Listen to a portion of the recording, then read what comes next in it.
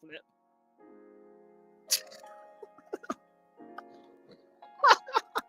Guys, do you know we're live now? Oh, of course, we're live now, Hi. and the Hi. electricity in my room has failed completely. I'm coming to you from the dark. Hang on a minute. I gotta go and put the lights on. As we were saying, oh, there he is. Definitely professional, I promise. Anyway, a very good evening. Hello, and welcome to the Formula Student Sim Racing Series.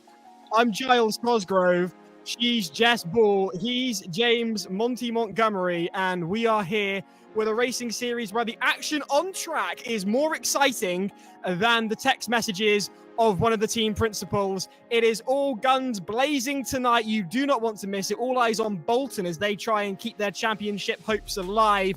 Otherwise, it's going to be a two-horse race between Glasgow and Southampton. We're coming live from a virtual Hungaroring with Audi TT cars. It proved to be an incredibly exciting event last year. Chances are it will be again this year as well. So do not take your eyes off that screen. Grab your popcorn, grab your snacks, and tuck in for a night of excellent sim racing. Yes, indeed. Virginia North, that's where we were last time out, round number 4. It was absolutely excellent. There was so much action happening from start to finish, and we've had some new people that were on the podium, some decent results from some people as well, and also Surrey pre-qualified for the first time last time out, which was very, very exciting. We actually got to see them race, and boy, they did not disappoint. They really didn't. I was on... In fact, if you recall, Jess, I was standing up. I was so excited watching that race. Hopefully we'll get more of the same. I must say the results from last race have changed somewhat, and we'll get to that in a minute. Tonight, though, we've got qualifying at 6:25, and we will have, of course, the race at 7, followed by qualifying for race 2 at 25 past 7, and then the second race at 8 o'clock, give or take 5 minutes or so for technical difficulty. So do stay with us, but that is your schedule for this evening. So let's get into those results from last time out, round 4. Because, Jess, I believe they're not as we left them at the end of last month. Definitely not. Well, we did see for the very first time last time out, we've had repeat winners. We saw Glasgow and Southampton continue their winning ways. The season-long battle is definitely between those two teams. Another dominant display from Southampton, a win and a P4 in their respective races, and pole position for both teams. The deciding factor being fastest laps. So that gave Glasgow 2 bonus points for the overall victory that round. Cardiff, they got a hefty penalty from the stewards, dropping them from 5th to 9th. So that was a big drop, so that we see them drop through the standings. Queen's University Belfast, they were originally P3 overall, but post-race penalties saw them drop down the order, letting Bolton inherit the final podium position. They'll be very pleased with their performance, given they opted not to run the Joker last time around, whereas Glasgow and Southampton did. We'll talk about who's doing the Joker in just a moment. And Monty, we've got some exciting news for Bolton because they also got some additional points by other means. Monty, what are they? Yeah, so back to the engineering challenge, which we spoke about at the end of last race. For a quick recap there, guys. So in between the races, all the universities are taking part in engineering problem-solving challenges where they can earn bonus points. Now, as we published the results at the end of the last race, we believe that Bolton had not submitted anything. In fact, apparently Google has an issue with Northerners because it sent their email submissions straight into the junk folder, and we had not found this out until after the race. So we got the judges to look at their submission, and they actually came 3rd overall. So after the races were done, that's an extra 42 points that Bolton scored at the end of the last race for that challenge submission, which we did not see. Thank you, Google, in your junk folder. So actually... This is what those extra 42 points are doing to the overall championship standings. So Bolton, who were originally a little bit far behind Glasgow and Southampton, actually they're right back in the middle of the mix again, guys. That is absolutely startling, and it just goes to show how important the engineering challenges are. It adds substance to the sim racing series, and I think it certainly has improved it. I mean, I know there's been some resistance to the engineering challenges from some quarters. Myself and Monty spoke to a driver last month who asked us to get rid of them completely. But they really do bring to the fore the benefits of simulation and how it is no longer your bedroom at 4 o'clock in the afternoon at a weekend. It is what teams are using around the world to improve their cars in a cost-effective manner, and we're bringing that to the Formula Student level of competition. Absolutely, and it's as I say, it's a big factor in the championship as well this year. So there are 5 challenges, 50 points for the winner of each challenge. So that's a potential 250 extra points going towards the sim racing series for those who can absolutely nail these challenges. They've been doing another one over the last month, so we'll be publishing the 3rd challenge results as well tonight. And actually, in between the races as well, whilst we wait for race 2 to start, we've done a recording with our chief judge of the whole Formula Student contest, Mr. Dan Jones. So he has been talking about actually what these engineering challenges are about in more detail. I guess, if not for any other reason, to be able to explain why, from an eSports point of view, this isn't simply just students playing computer games, but actually these skills which you're picking up through eSports are transferable and can be applied into the world of engineering as well. Really looking forward to finding out more about that one later. Really looking forward to having Dan Jones on the stream as always. It's always a treat to have a fellow follically challenged engineer in the mix, especially when you're dealing with someone who's got as much hair as James and Jess, and then you look at me and you begin to wonder where it all went wrong. Anyway, less of why I need therapy and more of the sim racing, because I'm really excited for tonight. If we can pick up where we left off last month, it looks set to be an absolutely riveting evening. And we're also in the build-up to Formula Student UK at Silverstone. And in the build up to that, I'd like to do something I'm calling the news. And we're going to do Formula Student news. And we've got good news for Exeter. They are one of the teams in receipt of the RS Grassroots Build Fund. That's something a number of teams have been in receipt of. Teams apply for it every year. RS, one of the supporters of Formula Student. X Racing announced recently that they are one of the... Why is that gone? Oh, goodness gracious me. What's happened there? Have you lost your notes, Giles? No, not at all. My computer froze for a second, and I don't entirely know why. But there we are. We're back on now. Moving on to a sponsorship announcement for a team that I very much got my eye on, because I kid you not, I was in the office. The day it finished, I was the last one in the office, and then South Bank uploaded the final episode of their Drive to Survive style documentary. And it was them at Silverstone. And you get to the end, and tragically for them, they didn't get through scrutineering. I welled up in the office by myself watching this, and I'm just crossing all my appendages that South Bank can get through scrutineering this year at Silverstone. They've announced that they've got sponsorship from Ford over on their Instagram page. Wow. They've announced that, so that's a really big one. Elsewhere, if you are looking to dip your hand in your pocket and get behind the Formula Student team, then Strathclyde have got a fundraiser so they can attend FSG, Formula Student Germany. So they're going to go all the way from Scotland to Germany, and if you fancy dipping into your pocket and rather than spending it at the pub, you want to get a Formula Student team from the UK over to the biggest Formula Student event in the world, then Strathclyde have got all the information on their social channels. You can get behind them. They've got a fundraiser that is live currently. And car news, we've got the decommissions of the 2023 entries completed for Oxford Brookes and Cardiff Racing. So their 2024 entries are on the way thick and fast. If you are a Formula Student team watching this and you have got some news for us to share, then do please get in touch. We'd love to hear from you. You can comment on the stream, or you can get in touch with us behind the scenes, and we'll do our best to read it out in the build-up to the main event over at Silverstone. Giles, weren't we lucky to be one of the last people to drive that Cardiff car before they started my decommissioning days. it? It was a lifelong dream come true, because I will hold my hands up and say, whilst I do like talking about racing, there's no way I could be a racing driver. A point myself and Monty proved a few weeks ago when we were lucky enough to go over to Cardiff and test drive CR19, which has been nicknamed Basil Faulty. Faulty by name, but not by nature. One of the most consistent cars in a long time from Cardiff Racing, surprisingly, given the circumstances it was built in. But it was the greatest thing I've ever driven in my life, and I crawled around like at a snail's pace.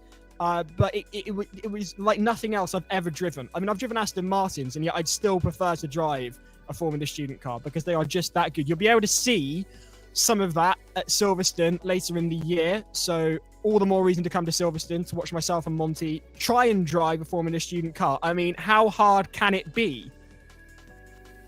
And how was the weather there? Was it nice, or did it just the heavens open and just chuck the rain on you?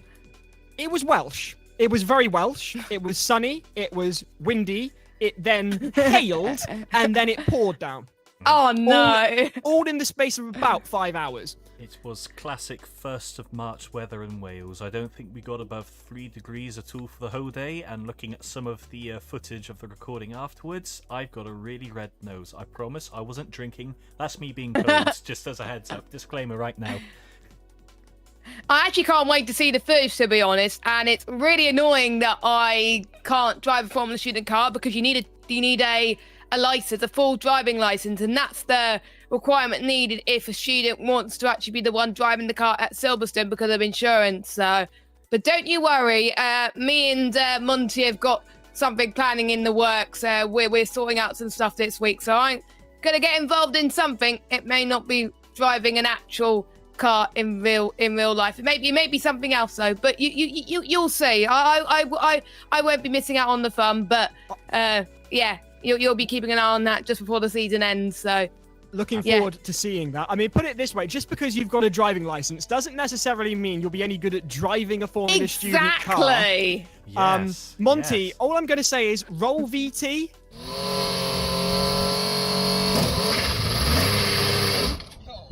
No! That's never been done in the history of Cardiff Racing and possibly Did Formula you stall Student. it? I stalled it many times, but I also managed to do a burnout in a Formula Student car, and no one's seen that before, apparently. No. At least it's not the 2024 car. Yeah, no, you're quite right. At least it's not the brand new car, so that's a good way of sending off the old car. But yes, no, kudos, Giles. Never ever seen a Formula Student car doing a burnout before, so that took some special talent right there, sir. Can't wait to see the rest of the video and how the rest of the driving went. Talent is one word for it. Idiocy might be another. No. We keep things positive here. We're an inclusive environment here, Giles. We succeed together, we fail together, and we laugh at each other together. And we prat about together. Yes, exactly. Anyway, over on the stream, plenty of comments coming in. As always, I'm asking, where are you watching from and who are you supporting? X-Racing are live in the chat as ever. Fairly cheeky on occasion have X-Racing been, given the fact that they haven't actually had a running car at competition, but their banter on social media would belie otherwise. Anyway, they're there supporting Exeter. Meanwhile, a lot of support for UGR. Angelia York is there. Ella McKendrick, brilliant Scottish name there. Catherine A, all supporting UGR. Surrey are in the chat. Let's not forget Surtees as well. We mustn't forget Surtees and a certain ginger with impeccable music taste. Elsewhere, Billy Sturdy says, Tyler D, running down the wing. There's football chants going on in the chat. We've got Come On Ol, says Mayor. A lot of support for Callum from Surrey. Islander Jer says, hey from Jersey, supporting Monty in the commentary box. You've got a fan in the chat, Monty. Hey, go Monty! Hi, Islander Jer. Oh, I know him as Ran Lube. There you go. Anastasia says, come on, Queen Mary Formula Student. I'm quite partial to Queen Mary Formula Student myself because one of the drivers has the Hesketh car from the 70s as their profile on Discord, and I love that livery. It's wonderful. Meanwhile, X-Racing have just got back to me. Just you wait, Giles. I am waiting, X-Racing, because I look forward to seeing you put your money where your mouth is, or put your car where your mouth is. Put it that way. Elsewhere, Adam McKinley says, let's go Queens, and Andy Farmer saying, come on, Cardiff. Meanwhile, Fluffy Fire Hydrant says, go on, UGR. There's a lot of hyped up people tonight, Giles. It's fantastic to see the server already completely hyped up. And we're going to reward your enthusiasm in just a second because the servers have just gone live for warm-up now. So I'm just trying to connect us onto there. Give us another... Ooh, time me down, Jess. 2 more minutes, and we'll have some live footage coming in. Very, very nice indeed. But before we go into the main action, shall we just talk a little bit about the track that the universities will be racing at tonight? Let's go yes, for it. please. It's a fascinating circuit with a fascinating history. Yes, indeed. So we are at the Hungaroring tonight in the Audi TT cars. It was first held around this track, 1986. And it made the first Formula 1 race behind the Iron Curtain. It's been modified several times since, obviously, the first entry into racing, the most recent changes in 2003. And work began on Hungaroring in around 1985, so way before I was born, at least, as well. And it's just such an amazing track. Lots of changes which require a lot of downforce too, so we've got to keep an eye on that as well. Sometimes people think Hungaroring is often seen it compared to a karting circuit. I don't agree with that personally, but I can see what they mean. I absolutely love the track. I really do. I was sat watching Monty do some practice laps on it earlier. And yes. It really is just, you've got to be on it constantly. It reminds me a little of Monaco, just without the hotels and casinos and instead with green grass. And I feel like, given the track was commissioned towards the end of 1985 and then ran its first race at the very beginning of 1986, it was turned around and built in the space of 6 months. It's a real stunning bit of engineering, civil engineering at its finest. Different times politically. It's one of my favourite tracks to drive, actually, in the Sims iRacing, because it suits my driving style, really. And the Audi TT Cup is definitely one of the cars which I think suits very well to its track. It can produce 310 horsepower with an additional 30 horsepower available via the push-to-pass system. The cars are 4,260 millimetres in length and 1,994 millimetres in width. And it features a Volkswagen back in the time as well, and it has a paddle shift gearbox. So quite a lot of things that make this car very unique in its way as well, and something which should be very good for the drivers to race on tonight. Now, we did see the likes of Glasgow take their Joker last time out. Have you got the list, Giles, of who's taking the Joker this time around? Because there's quite a lot this time. I do indeed. It's like doing a chart countdown, in at 10, etc., etc. Anyway, we've got a number of Jokers being run tonight. The University of Glasgow B team are running their Joker tonight, as are Queen Mary University, Munster Technological University, University of Oxford, the Basque Country, Cardiff, Salford and Bolton are all running their Jokers tonight. Thank you very much, Giles. And there's a lot of them, of course. And the ones, obviously, Glasgow and Southampton, they pretty much did really well last time up with the Jokers, and it gave them more of an advantage. They're on the back burner again compared to Bolton, but does that mean it would hinder them? I don't know. They've been still looking good in practice from what we're seeing earlier on, so it might not be a huge advantage with the Joker teams that we once thought. But again, we will find out very soon as the drivers are about to start getting ready onto the grid. Absolutely. We're not far off going racing. I do think it's going to be a very tight race at the top. I'll be interested to see what order they've qualified in and how much separated the front runners, because in practice it was thousandths of a second. So this could be a very exciting race, especially off the line, because the Hungaroring, you've got that straight line that just encourages you, beckons you. It's saying, come on, put your foot down. And all of a sudden, you've got a near 180-degree right-hand turn straight out of it with very little warning. It kind of encourages the drivers to be reckless. So I'll be interested to see whether we get any turn one drama off the line.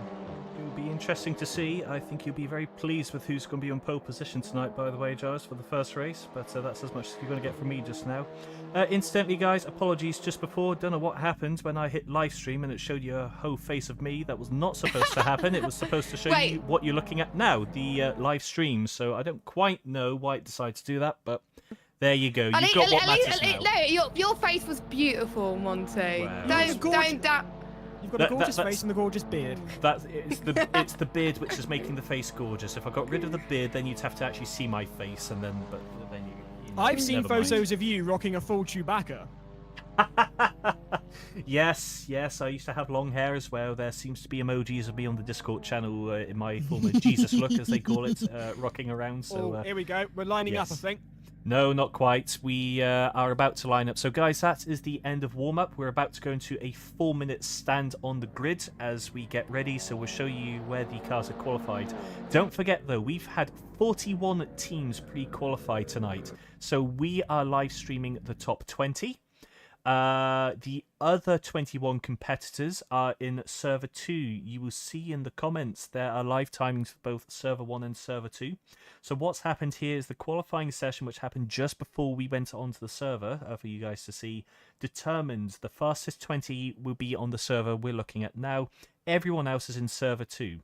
Once race 1 is done, they're going to go and do their second qualifying session, determine who's the fastest 20 from that group of drivers, and then we're going to do it all over again. 2 25-minute races tonight, guys. So who you are seeing on the grid just now in that timing tower may not be the same teams in race 2, because it is purely dependent on the qualifying server. So perhaps there is a big name that we were expecting to see just now, which, to be honest, seems to be Vigo. I'm not seeing them in the tower just now, actually. So perhaps, for example, we'll see Vigo in race 2 once they do a better qualifying job there. Hope that makes sense, but enough of my rambling. Giles, Jess, should we go and have a look at the grid? Do it! Right. Let's go. And, oh, lovely stuff. Kicking us off on the front row. In pole position, it is Cardiff Racing. Alongside them, it is Salford. In third, it is the University of Glasgow A team. Southampton are there in fourth. Bolton are in fifth. Hull A team in sixth. Oxford University have qualified in seventh. I think that's one of their better performances in qualifying. Bath, meanwhile, are in eighth. Meanwhile, you've got NTU there in ninth. Surrey back again here in the top server. We're very happy to see them. They are in 10th. Victoria are in 11th. University College London are in 12th. York A team are in 13th. They're running a one driver entry this week. Anyway, UBR is there in 14th, and then University College Dublin is in 15th. Queen Mary there in 16th.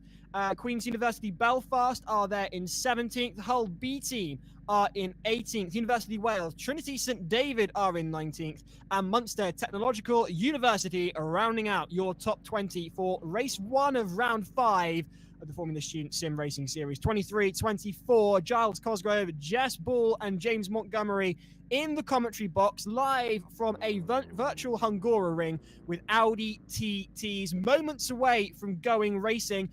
As always, James, Jess, your predictions, please.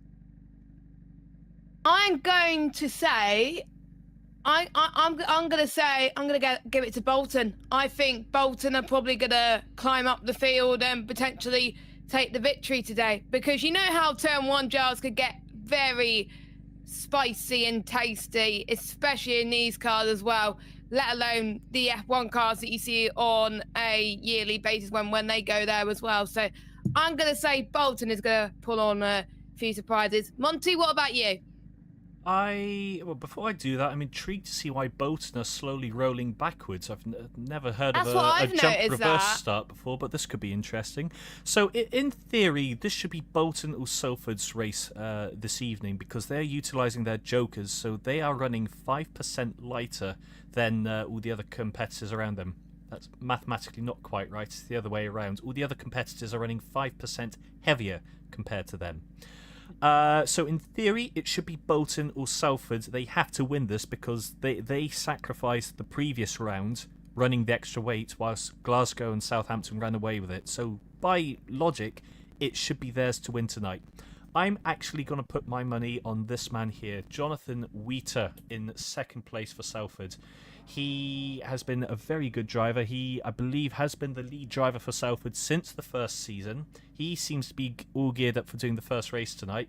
He's on the front row. He's got weight off the car. this is his to lose as far as I'm concerned. So that's 1 for Bolton, 1 for Salford in the commentary box. I will reserve judgment myself. We are minutes away from racing. I've said nothing. Not very long now until we go lights out here at Formula Student Sim Racing from the Hungaroring. I'm very excited to see what we can get in the way of drama and action off the line. Are we going to get a clean start, or is it going to get very messy indeed? Those on the front row will be hoping for a clean start. We'll see what happens. Well, the lights are beginning to go red here for the first time tonight. It is round 5 of the Formula Student Sim Racing Series. Race 1, 6 lights. Here we go then. Lights out, they're off. And Salford have got a cracking start, out-dragging Cardiff off the line. And they're heading down to turn 1 then. It is a very long start-finish straight. Glasgow looking to the inside, as are Southampton. OUS are up into 6th. Bath up. Fairly clean through turn 1 then. Not a lot of... Salford up ahead of Cardiff is the big one from that. Salford getting a better start than Cardiff. Glasgow up ahead of Southampton into turn 2 already. Glasgow looking for a way around the pole sitters Cardiff. They have been out-dragged off the line and are now having to make up for lost time. Salford ahead of them and under pressure from Cardiff. Under pressure from Glasgow, are Cardiff. Meanwhile, you on board with Bath as they battle Oxford University, who had a cracking start. Oh, going well wide there are Bath. The track limits proving to be a very difficult kettle of fish for these drivers here at the Hungaroring. Salford going away with it, a 0.6 second lead ahead of Cardiff, who are under pressure from Glasgow.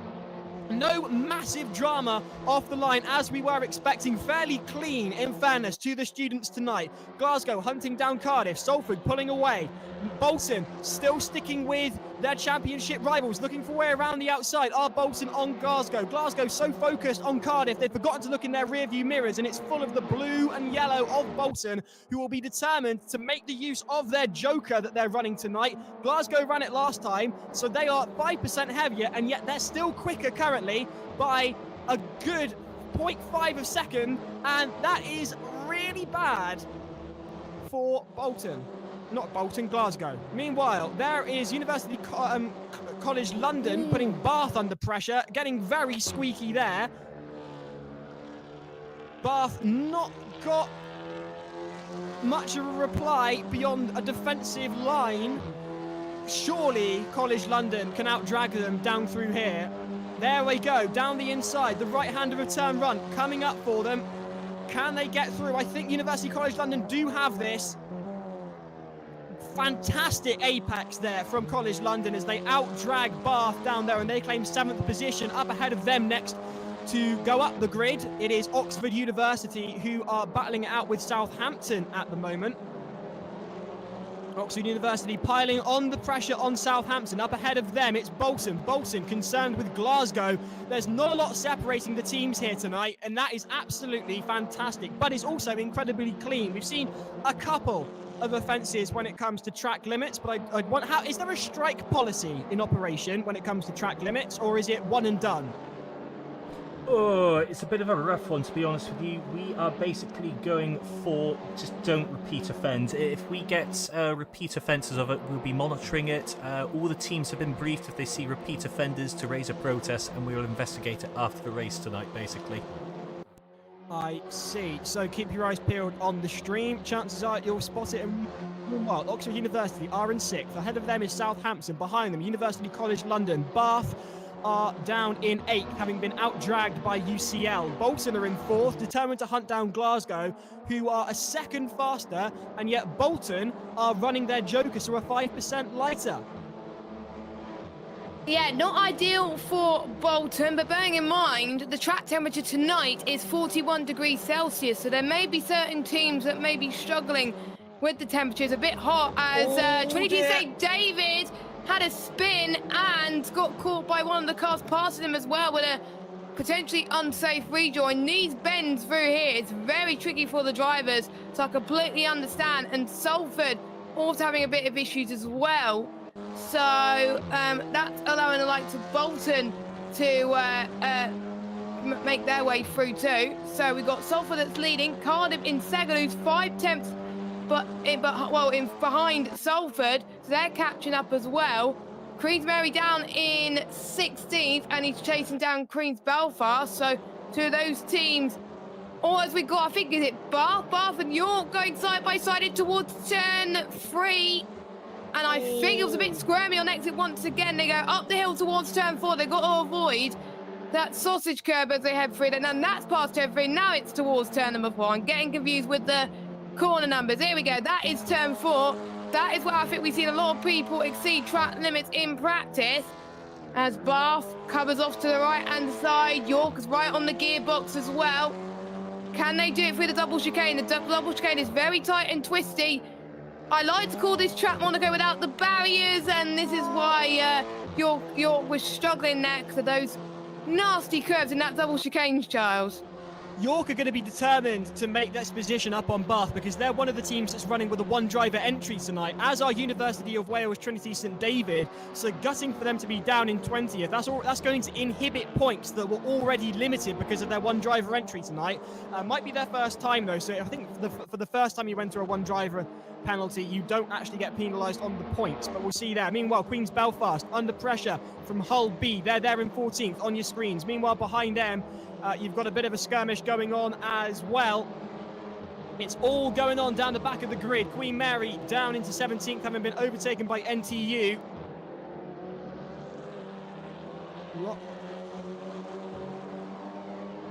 As I thought someone was going into the pits there.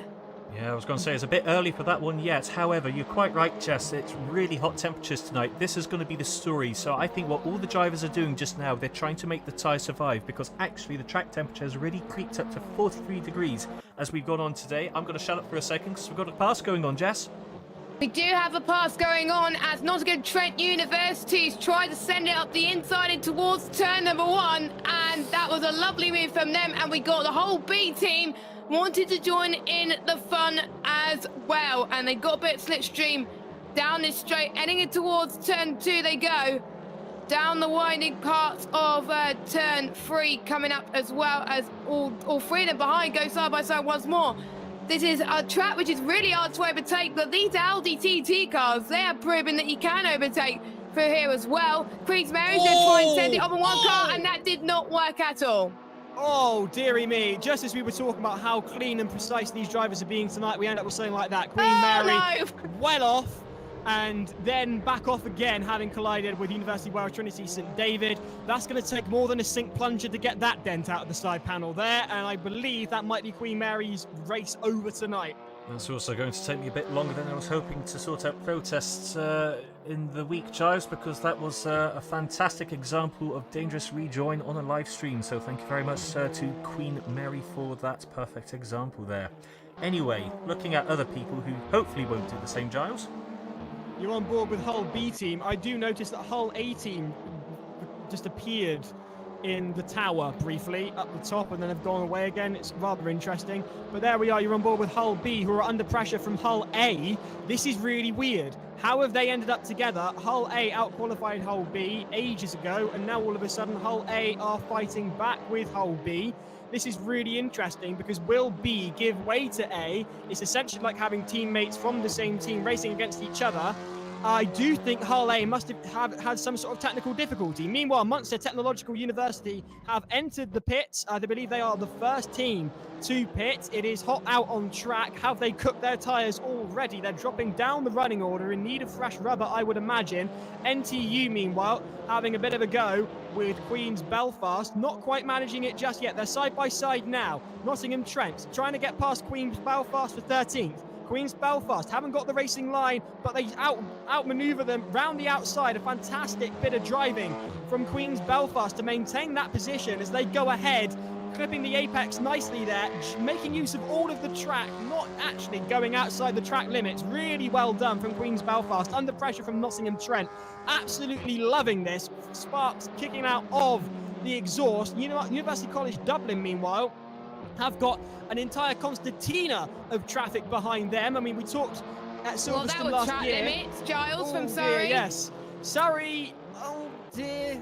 Molly, you have a word with them, would you? Meanwhile, University College Dublin in 8th, holding up the traffic behind them. That resulted in Surrey evasive action and the track limits were missed, essentially, as a result of that. We were talking at Silverstone about a queue on the M25. I mean, you're not going to be able to queue on the M25 at the moment. There's roadworks going on. So instead, they're queuing here at the Hungaroring. And that's all because of University College Dublin, who was holding up Bath, Surrey, and York A as well. All of them waiting for an opportunity as York A go past Surrey on the inside and completely go away from them. I believe Bath, York, and UCD are getting away from Surrey. Surrey now under pressure from Victoria.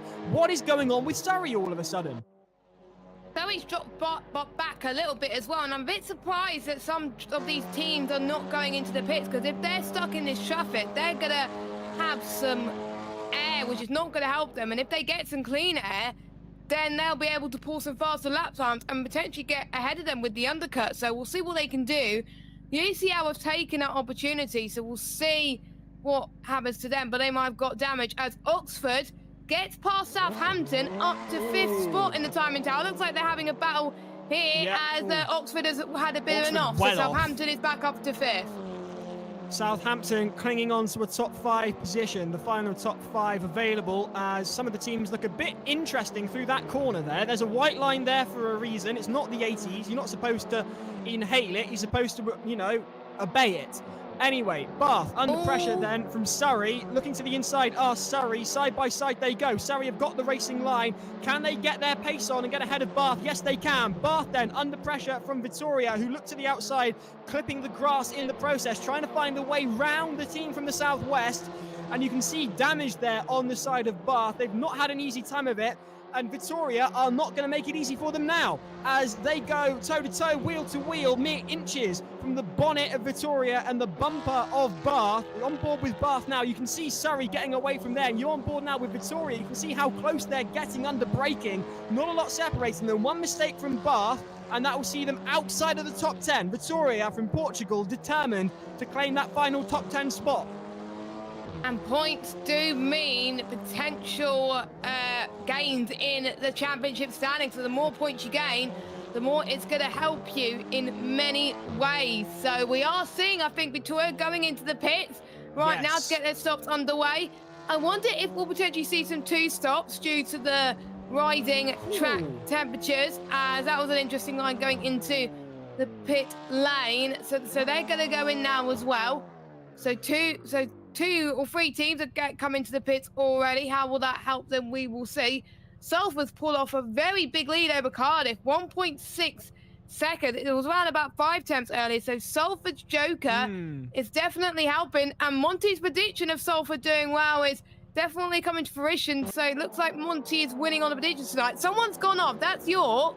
York has had an issue, and Queen's Belfast is like, thank you very much. That's my position. They're up to 11th, and they got Chasing Hole B and Birmingham as well in 14th. And there's also some close gaps between Southampton and Oxford once again. Apart from that, the trade is starting to die down a bit because there's a few teams going into the pits. But there's one team that's definitely holding their own, and it's Salford. College Dublin's got past Bath now up into 8th spot, and there's around 7 tenths separating between them. I should also just point out, over on the stream chat, do please be mature for goodness sake, rather than making jokes about people's mums. Seb, I am looking at you. The words grow up come to mind. Meanwhile, University of Glasgow have suddenly got into 1st place. How has that happened? When did that happen? What on earth is going on? Salford are now in 2nd. Cardiff are in 3rd. Giles. There's a timing issue somewhere, because I can see Salford and Cardiff right in front of them. Oh, here we are. The timing tree's playing catch up now. There we are. Normal service resumed. Let's carry on with the race. Panic over. Salford in the lead from Cardiff with a gap of 1.5 seconds. Glasgow are behind Cardiff by an equivalent gap of 1.5 seconds thereabouts. They're lapping at a fairly similar place. Disappointingly for Bolton, though, as they are down in 4th, trying to catch up with Glasgow. Glasgow are not running their joker. Bolton are. Is it a waste of their joker and a waste of potential points for the Northerners? I think it is. I think this wasn't the right track to be using it, because maybe they may not be as strong, but we saw with the likes of Exeter last week, a few teams that the first race didn't go so well for them for their joker, but their second race they did a lot better. So some of their jokers may be designed specifically for one driver in mind rather than 2. But it's good to get the balance between both drivers because you want to try and score as more points as you possibly can. As Hole A, they're the next team to go into the pits to try and get some clean air and make sure they're not in the traffic for a little bit as well. You say that, Jess, and I've got a funny feeling they're going to enter back into the traffic. There's a fair few they cars are, ahead of them. Absolutely disastrous for Hull A, and I can't And they help cut thinking, the pit lane. I can't help thinking, did Hull A have server issues? Can someone from Hull clarify that? I'd be interested to know. I can't help thinking that they may have had some problems because they phased out the timing tower for a little moment and then came back in and suddenly they were battling it out with their B team who they qualified well ahead of. So I'm not exactly sure what's happened there. I've got a feeling. If someone could check. I've got a feeling there may have been an incident right at the beginning of the race, guys, which we did not spot on the camera. By the way, just before we carry on, as I can see that we're still having squabbles in the live chat Stream on YouTube chat just now. So, Charlie, as you seem insistent on calling out Seb and everything, I'm going to call you out on this one. Don't antagonize either. It takes two to tango, and you are certainly not helping out the situation. Right, you've both been name called. You're both going to ignore this now. We're going to carry on and enjoy the rest of this race, because my question, as Cardiff comes into the pits, is can any of the other front leading teams get to the end of the race without doing a single pit stop? Cardiff have failed. What's your thoughts, guys? To be honest with you, I think if they are going to go without any stops, it's going to be the last couple of minutes of the race where we find out whether it was the right call or not. Cardiff have put themselves down into 7th now. Chances are they'll be out at around 10th or 11th when they exit the pit lane. The revs high up there on the Cardiff car. You can tell they're jumping at the bit to get away. And the power down there, in the words of Meatloaf, like a bat out of hell, goes away Nick Kitchen.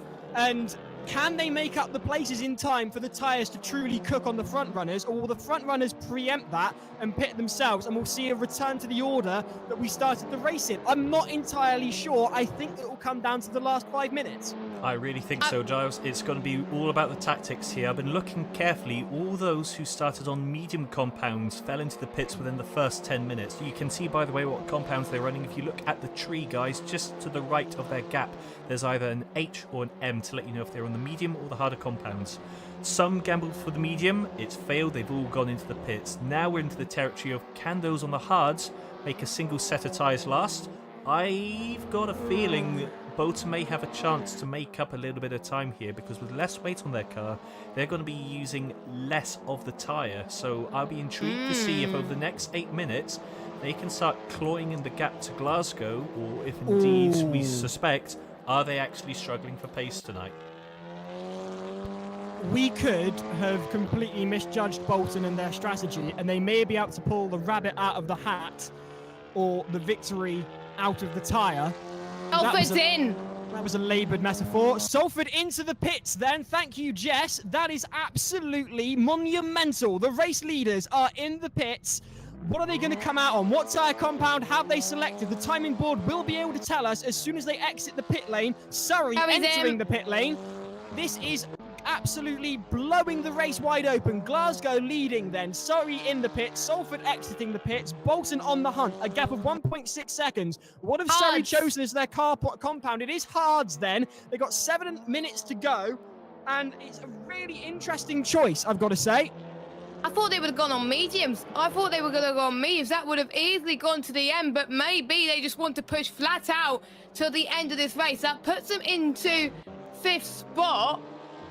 And that is way ahead of Cardiff at the moment. So maybe Cardiff must have had a slow stop or something like that. But as Munster going side by side with the whole B team, one of them goes off the circuit. We also got Birmingham as well, I believe, also in there. It's 3 wide going through there as well. Bit of a squirm once again then. Who's going to decide that they're going to back out here, or are they all going to go for it? If they all go for it, one of them or all of them is going to end up in a wall, but looks like they're all clean through there towards turn 3. And like we were saying, they have to be careful with track limits. Up the hill towards turn number 4 they go. Munster is ahead for now. Birmingham get ahead of Hull B, but and they make contact. Hull B and Birmingham make contact, and that's their race over.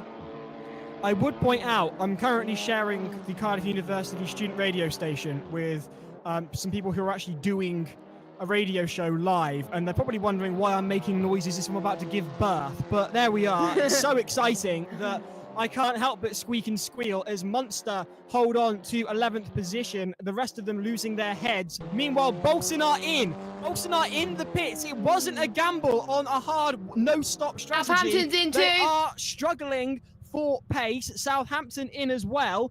So could it be Glasgow's race? They're on the hard compound. There's 5 minutes of racing left.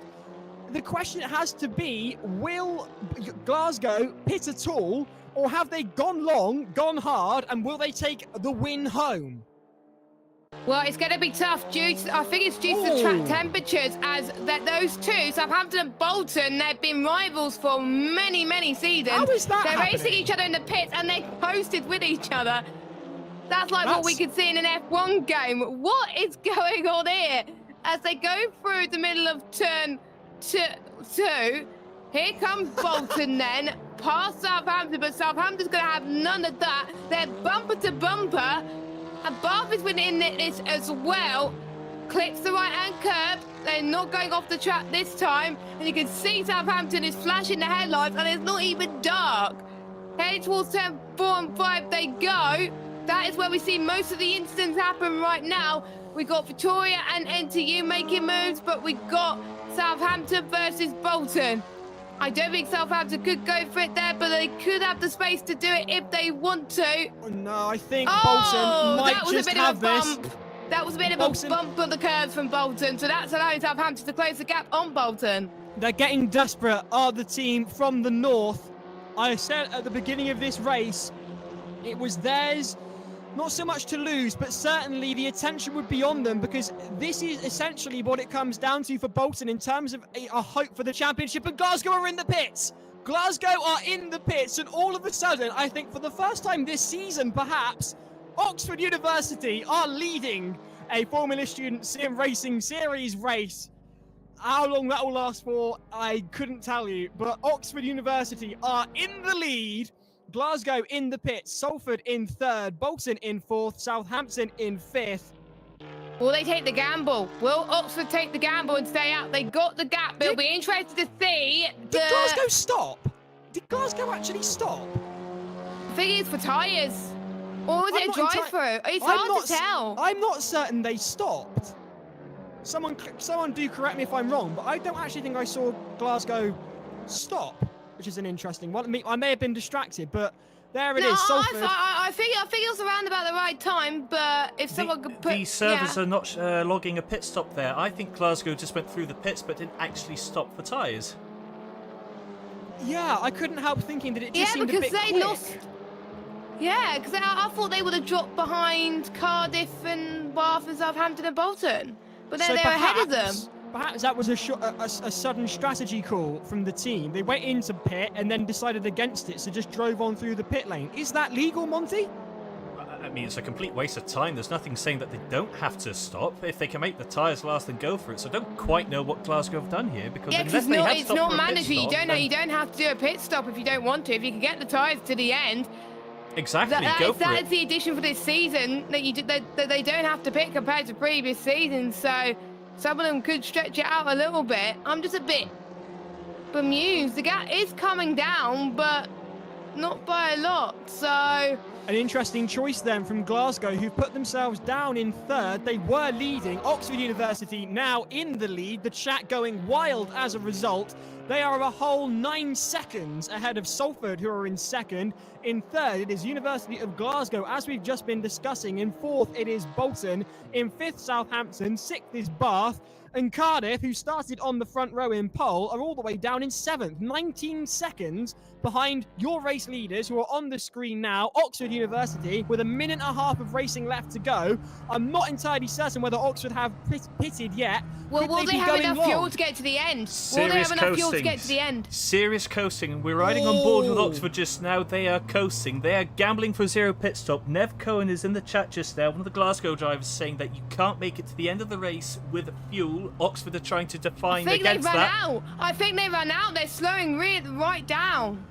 This is going to be really close then. There's a minute left to go on the circuit. I don't think they'll cross the line in time. There's 3 seconds on the approach from Salford behind them. The gap is closing ever more as we go forward towards Oxford. Oxford have no fuel. They're desperate to climb over the line. It's like a scene out of Cars, but it's not burst tyres, it's an empty fuel tank, and Oxford are in Salford's sights. Surely they cannot hold on to this as Salford look to line up for the overtake and take victory back from Oxford. The gap was 11 seconds, it's now nothing as Salford go through and take the lead. Glasgow are going to follow suit very shortly thereafter, followed by Bolton. It looked so positive for Oxford, they made such a great gamble, but it has not gone their way. Glasgow, I think Oxford have run out of fuel because here comes Glasgow looking to get second place, and I think that's what most people have done.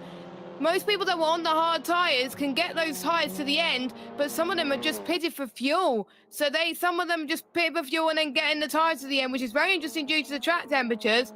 But Salford on their Joker has pulled off a great strategy, and here comes Bath, Southampton, Cardiff, and MTU about to overtake. Yeah, Oxford have ran out of fuel. You can't get to the end. You can't get to the end on a one tank of fuel. You have to at least stop. But Giles, I'll let you take through the end. Thank you very much, Jess. As coming across the line, they proved the point that one does have to stop for fuel, but they don't stop them now as they cross the line. Salford take the win, followed by the University of Glasgow A team. In third, it is Bolton. Bath cross the line in fourth. It's a very tight finish here, and Cardiff are under pressure, but Cardiff take fifth, followed very closely by Southampton in sixth. Munster will come across the line in seventh there on your screens. University College Dublin should take eighth. What position are Oxford going to get, if anything? I don't know. College Dublin coming across the line in eighth. And that is just tragic. As slower than I was in the Cardiff car. Meanwhile, College London are in ninth. In 10th, it is Surrey. They're rather pleased with that. Their second appearance in the top server here with us. In 12th, Victoria. York A in 13th. In 14th, it is Queen's Belfast. Hull B team have got problems. They're lighting up on the timing board in red as well. Trinity St David go past them. So what's happened to Hull B, I wonder? Have they run out of fuel? Quite possibly, Jess. Yeah, they have. They've run out of fuel. Indeed. Oh dear, oh dear, oh dear. What are we going to do with you, eh? I mean, it's a brave strategy. Some might say foolish. I couldn't possibly comment. Let's hope they don't do a Sebastian Vettel where they don't have much of a fuel sample to actually get disqualified. I mean, they might well be worth just getting out the car and walking at this point. Or yeah, it'll be quicker. Just look at them. That's absolutely tragic. There we are then. That brings us to an end of race 1 of round 5 of the Formula Student Sim Racing Series. And yes, again, more drama. I mean, we would have liked to have made sure that all of it was in the stream. We don't want to follow the Formula 1 example of off-track action being more exciting than on-track action, but apparently some of you just can't keep your mouths closed. I mean, I say that as if I'm not doing the commentary. Anyway, Salford won, as expected, by Monty. For the first time in the commentary box, we've had a prediction that has come true and not cursed the individual. Glasgow takes second. They'll be pleased with that. Bolton in third. I mean, I'm sure they would have been happier with that were it not for the fact that Glasgow came second ahead of them, and as a result, kind of just wasted their joker there. Yeah, and one race done though, Giles. One race done, still a second race to go, so we'll have to wait and see what it looks like by the end of this round. I think so as well. I think so. And Glasgow is they probably shoot themselves in the foot, knowing that Bolton's probably shooting themselves in the foot because Glasgow was able to do well without their joker and scored some additional points on them. Glasgow also finished ahead of Southampton, so Glasgow's chances of potentially clinching the title towards the end of the season is very, very high at the moment. Indeed. I'm going to be brave now, and I'm going to join the chat, and I'm going to have a look at the reaction from those watching the live stream. We're up to nearly 100 people, which is a fairly large number. So it's nice to see people getting on board with the series as it goes on. Do please stick around. More racing coming up as well. Courageous strategy, says Alex Woodruff. TJ McErlian says, heartbreaking on his way to his first Piston Cup. Yes, indeed. Elsewhere, the incredible Ish says, let's go. And it was proven in round 2 that the no stop doesn't work. X Racing suggesting that someone get out and push. And Seb asking, where is Alex Pritchard, our Lord and Savior, when we need it? I couldn't tell you. I wouldn't like to say, but that is really disappointing for Oxford and the other team that tried the no fuel stop, because I mean, it's brave, but there's a very thin line between bravery and foolishness. So I'll let you decide whether that line was crossed. Meanwhile, we're going to cross over now to the VT that we've got of where we're headed to come the summer. When we go for the final of the Sim Racing Series, we'll be headed to Williams eSports, and here with everything that you need to know about that wonderful facility is someone you might be familiar with.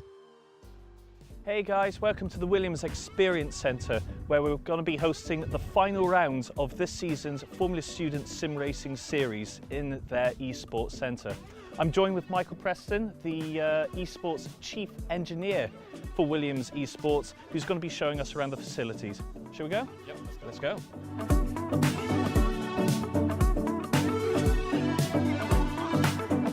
So welcome to Grove, home of the Williams eSports Lounge. So here we have some of the simulators that the students are going to get to use for the final round of the Formula Student Sim Racing Series. We have the Williams eSports Edition Playseat Formula. We have a Fanatec direct drive steering wheel base and a Formula V 2.5 rim. We also have load cell pedals and a 32-inch curved monitor. As you can see, there's 10 rigs here. We also have 10 rigs in the back room as well. So we can have up to 20 people racing in the same race at any given time. In the background, we also have our pro level sim rigs. So these are the sim rigs that our Williams eSports pro drivers would use if they're preparing for events or if they're taking part in events. So this year we've used those for taking part in the Le Mans 24-hour Le Mans virtual series. We've used iterations of those rigs for F1 eSports as well. And we also have a F1 style pit wall, which we use to provide a professional engineering capacity, which I will show you now. So here we have our F1 style pit wall. The first thing you'll notice is the abundance of screens that we have. It seems excessive, but as soon as you start adding onboard telemetry, timing, the screens quickly fill up, especially if you want to be watching the race as well. Like we have a replay from the Le Mans Virtual Series race here. This is capacity for 4 engineers to be working during the races.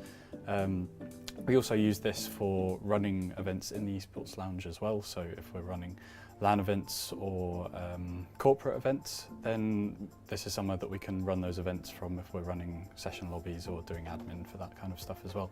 On the screen we have Motec open at the moment, so that's a tool that we use to analyse telemetry. So this is something that most of the students in the Formula Student Sim Racing Series will have become accustomed to using throughout this year, because Motec natively has the ability to analyse data coming out of Assetto Corsa, the simulator.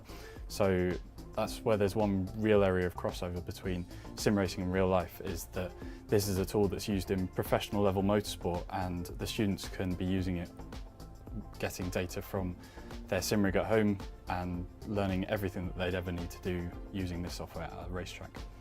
So here's one of our pro level rigs that our Williams eSports pro drivers would use. As you can tell, there's a bit of a step up in hardware between these and the corporate level simulators that we have over in the rest of the eSports Lounge. And the main differences from this are coming from much heavier braking pedals, the higher forces coming from the direct drive wheelbase 3 screens, so that you can use your peripheral vision a lot more to see the cars around you. Also, the much stiffer chassis for the rig itself. That's necessary to cope with all the forces coming out of the steering wheel base and going through the braking pedal. So the Husingveld Ultimate pedals that we have on this rig are capable of going up to 120 kilos of braking force. So that's capable of matching any or the majority of real racing cars. So a lot of force. Yeah, these are a really good tool for professional drivers as well, testing for real-world racing, as well as our drivers in their professional sim racing capacity. This looks impressive. Dare I ask the cost? Yeah, so the rig in its totality with the one PC included will put you back about just over 10,000 Great British pounds. Worth every penny, I'm sure. Yep, especially when you're looking for those marginal gains. Absolutely. No, definitely. If it gives you an authentic experience of what you'd feel in the car on the real track, then no, definitely it's there with a purpose.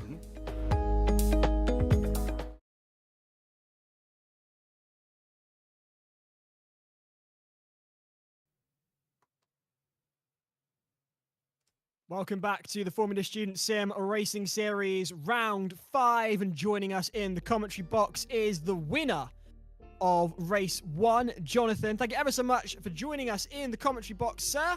Jess, over to you. Thank you. First of all, Jonathan, massive congratulations on your victory for Salford University. You were speaking to us before we went live. You weren't expecting this, were you? You weren't confident in practice. Is this a relief for you that you managed to win it for the team? Yeah, if I knew I was going to win and be on camera, I would have maybe shaved a little bit as well. But I honestly had no idea or even thought about going into this race thinking we're going to win. We thought maybe top 5 was possible because we weren't running the ballast. But after practice on our own servers, we were about a second off and we didn't have much hope. But coming into the warm-up, we were pretty much on the pace. And then we missed out on pole by 0.005, I think it was. Wow. So I was a bit annoyed about that because I didn't even hook the lap up very well. But getting the start, starting in second on the inside, and then just hoping I had a good run down to the first corner, and it all went to plan. And now I'm here, and I've managed to get another win because this is my last year at uni, so I was hoping to get a win in this season. And I'm glad I've done it. So. Yeah, you achieved something which is definitely on your bucket list. What has changed since obviously you were doing the practice to now? Did you change a bit of the setup before going into the race compared to practice, or did you keep it the same? I think there might have been some differences between our server and the Formula Student one. We tried to keep it the same conditions, but I think there's some things that we don't know about regarding some settings on the server. So when I came onto the Formula Student server, I pretty much kept the same setup. I changed a few little things depending on the tire pressures and such. But once it all got hooked up, I was really happy with it. I felt confident with the car, and yeah, it all went to plan. So I was happily surprised, put it that way. Yeah, so talking to you about the strategy, because obviously we saw the likes of Oxford Brooks and Holby, Oxford, they didn't get to the end with the same tank of fuel as they started the race in. Was it in your mind to do a zero stop, or was it a definite, yeah, I'm definitely not going to fall for their trap, I'm definitely doing a stop in the race for fuel? When they mentioned it in the Discord earlier in the day, I thought it was a bit of a joke, or because they asked, is it mandatory to take a pit stop? And I was thinking, there's surely no way, But then with 2 laps to go, I saw they hadn't pitted yet, and the times were coming down a little bit, but not enough for me to catch them. And I started double guessing, like myself. But we knew going into it that we were going to do a 1 stop. It was more or less if we were going to take tyres or not. We didn't take tyres in the end. I think maybe Cardiff did, because they pitted just before us, and I was expecting to see them right behind me when I came up the pits, but I think there were a few cars back. So I'm really happy that the gamble to not take tyres paid off as well, because we didn't really prepare for that either. It was we were more thinking if we pit at whatever lap for the fuel, because we put about a full tank of fuel in. We were thinking, do we take tyres or not? And I was going to see what other people did, but because I was at the front, I couldn't see what other people were really doing, so I had to take a gamble. But it worked out in the end, and I'm just glad it has. So I thought people would pit for tyres due to the track temperatures as well. Did it get difficult towards the end of the race when you're on the same tyres with 40 plus degrees track temperature in the race? It was a little bit like out the corners and such, like the tyres started to scrub a little bit, so there's a bit more understeer, and because these cars are front-wheel drive, they're already very understeery as it is.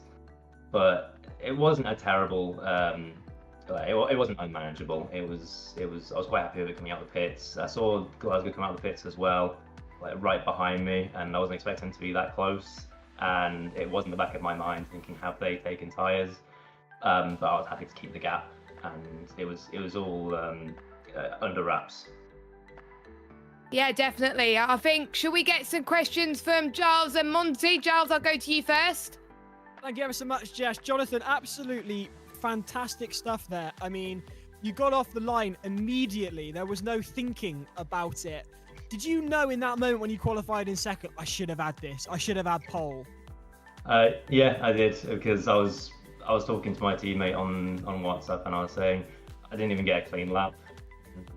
Really wanted that pole, but this is even better. So I'll take taking second and having the inside line. But at that moment when we were sat on the grid and I was looking over at Cardiff, and I was like, that should have been me. But then out of the first corner, I wasn't thinking about that anymore. But it all worked out.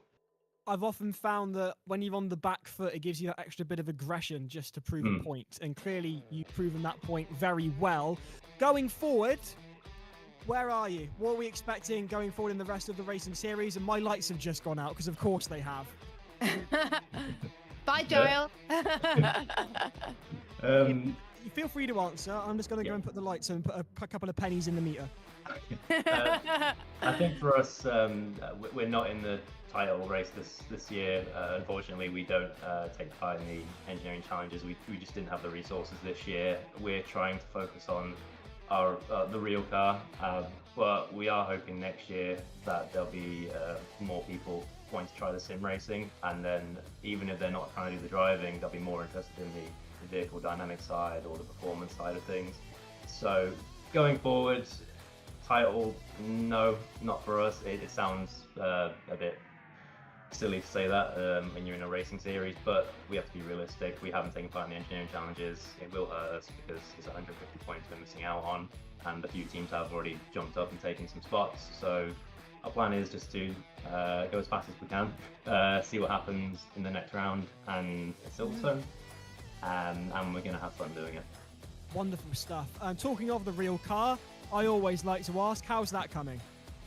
We're further ahead than we were last year, so that's always Always good. a good starting bit. We have a few exams around the corner. Well, the engineers do anyway. So our plan is to get those out the way, and then we'll start manufacturing all the major bits. We already have our chassis back, and we have a few other upgrades that have come. So we have a new ECU this year, and we've had last year our engine was our main issue.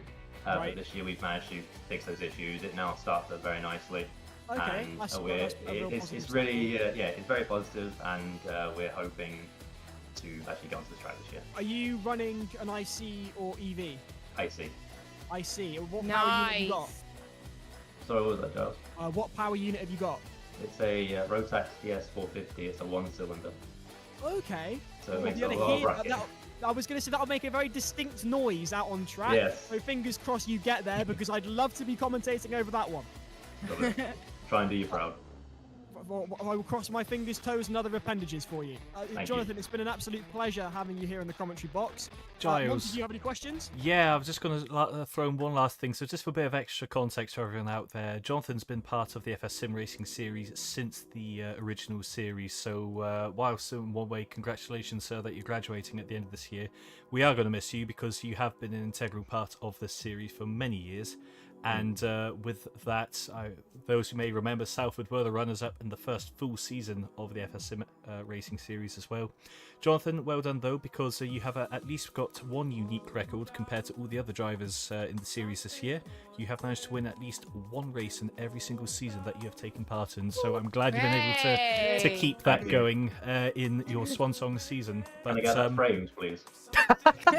No, I want you to go and win another race before the series is out now. Okay, all right. Next week, next month, sorry, it's the final round for Williams, I believe. It is, yes. I'll give it a go. We'll get you a signed photograph. How's that? Yeah, that'll work. I'll take that. Right. Jonathan, it's been an absolute pleasure having you with us. Best of luck for the rest of the season, and fingers crossed we get to see Salford's one-cylinder car out on track. For now, though, as Jonathan was saying, Salford unlikely to be in contention for the series win simply because they haven't been taking part in the engineering challenges. And it's those engineering challenges that are vital to this series and the point standings. And I believe, Monty, you've been catching up with another bold engineer who doesn't really need any introduction, Mr. Dan Jones. For the 2023 Sim Race series, as well as the monthly races, we've added an engineering challenge that runs between the rounds. So as well as the drivers who are competing in the monthly races, it gives an opportunity for more of the team members to get involved within the sim race series, and it also allows us to dive much deeper into the engineering and the fundamental vehicle dynamics that the students, we want them to understand, both for helping them perform better in the races during the series itself, but it's developing skills that they'll be able to go on and use in industry, whether that's in mainstream automotive or in racing itself on the race engineering side. James, do you want to explain a bit more about the different content we've had in the challenge this year? Sure, absolutely. So each challenge has been set on a different theme. Essentially, we're going into this as if the students are having to deal with a client, a racing driver, or a race team, and the client is coming up to them saying the car is doing X, Y, Z. So for example, one of the challenges will be that the tyres aren't behaving as we would expect it to be. So one of the challenges would be based on tyre pressures, camber and toe-in adjustments. One of the other challenges will be talking about gearing, downforce levels. So we're focusing on specific point on a car's behaviour and getting the students to look through the data to try and understand the actual vehicle dynamic characteristics of that car and understand how they can make the car go quicker. It's not necessarily about having the fastest lap time at the end, but it's about being able to provide the information and the data to the judges to show sound reasoning as to why you believe this is the correct solution to adjusting that handling ailment of the car. We've come to the final challenge now, which is we're opening up all the parameters. It's going to be at Spa-Francorchamps. We're focusing on that classic cliche which every engineer faces at Spa-Francorchamps. Do you create a car setup prioritising top speed, or do you focus on sector 2 and maximise the downforce and go slow on the straights? Looking forward to see what the students can come out with. I'm James Tatham. I'm a former University of Portsmouth student. I competed in Formula Student for 7 years and I've been a design judge for the last 2 years at Formula Student UK. And I've been sim racing for 11 years. I'm a design engineer with previous experience in aerospace. Now I work for Kenwood designing kitchen machines. So, James, we've been running the engineering challenges this year. You've essentially been leading the judging criteria on this, and for a better word, putting together the challenges in the sense of defining what it is we want the students to learn from this. So would you mind giving us a description of what it is we're looking for and kind of how the challenges were built? So we created the engineering challenge to encourage the students to apply their engineering principles and practices into their sim racing. So the students are given a realistic brief, putting them in the position of a race engineer who has to engineer the car, varying the setup parameters in order to improve the lap time. So we've asked them to use the Motec software, which essentially is a data logging program within sim racing, so then they can analyze the car performance using actual engineering parameters and then applying that back into improving their lap time. So the judging is split into 4 categories: engineering approach, rationale, justification, and the lap time, which they set their time using the setup that they created. So the teams are asked to submit an A4 page, and that can effectively communicate the work that they've done to understand the car's characteristics and how they've improved the lap time by adjusting settings on the car, whether this is suspension, aerodynamics, tyres, or gears. This helps the student to improve their engineering communication skills, where being able to communicate complex data in a quick and efficient manner is a vital skill. It also helps develop their analysis skills, encouraging them to become more rounded engineers. And the engineering challenge scores go towards the Sim Racing Series championship points, so it helps the teams climb up the championship rankings. What are we looking for? What are judges looking for in these challenges? How do the students submit the challenges for a start, and what is it we're looking for in these submissions? So the students submit an A4 sheet of paper with a template that we set out that will then be split into the individual categories of engineering approach, rationale and justification. And we really want to see that they take an iterative approach, looking at the data and using data-led decision-making to improve the lap time. The students may have to compromise on their setups, where, for example, if they're looking at aerodynamics, they can adjust their front and rear wings. Obviously, if you increase your wing angle, then it will impact your top speed. And if you decrease your wing angle, you'll have a higher top speed. So maybe in some corners you want more angle, and other corners you don't want as much. So we want to see them analysing the car throughout the whole track and actually determining what's the best setup, what's the best compromise throughout that lap to get the best performance out of the car. Right, but they've only got a single page to put all this information down in, so is there a magic way of being able to get this information relayed? There's no magic way to present it. It's just like an elevator pitch. In engineering meetings, you don't have much time to actually convey your message across from all your engineering analysis. So this is a great example where students can learn these skills already, where they have to do an elevator pitch essentially to us, communicate that information. So we want to see lots of graphs, because a graph is a really good way of presenting a lot of data. And it's up to the students to be as creative as they can to think of how they can communicate that information as effectively as possible to us. What good and what bad examples have you seen so far this year? Without naming and shaming, but what has really stood out to you as being a good example of someone submitting their work? What didn't appeal to you best? Why were they given a weaker score?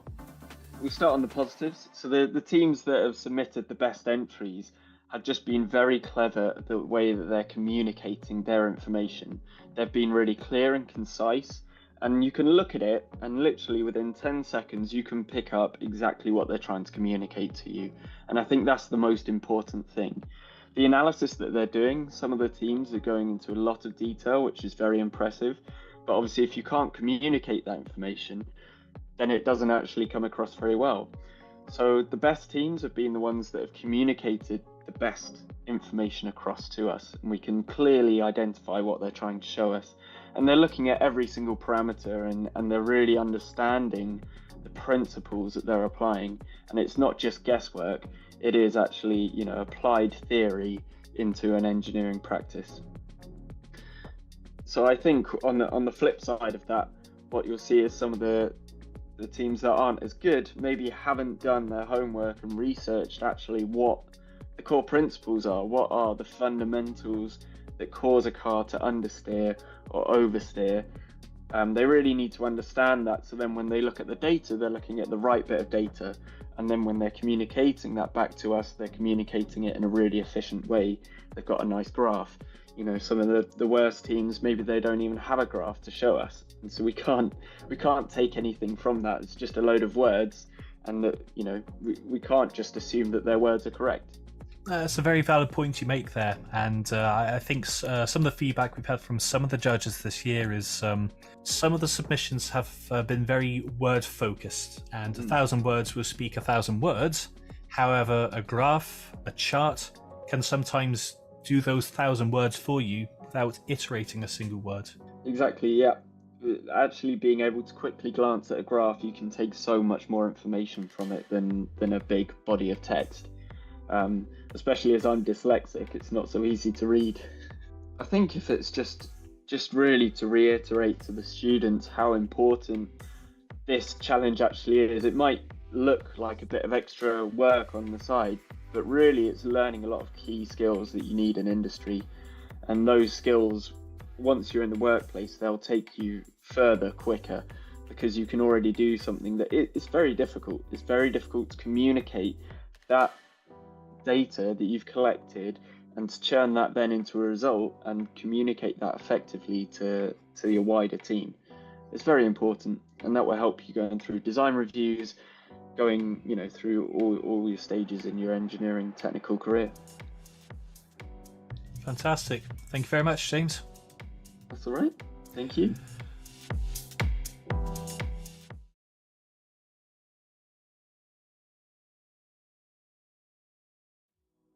And welcome back to the Formula Student Sim Racing Series 2023-2024. It's Giles, James and Jess here with you for coverage of more racing from the Hungaroring. We've had race 1, race 2 is on the way. I've had a message in the meantime in response to my new feature, The News, And I've just been told reliably by Molly that Surtees EC also got the RS Build Fund. So congratulations to Surtees EC. If you have some Formula student-related news that you'd like us to talk about here in the commentary box in between races, then do please get in touch.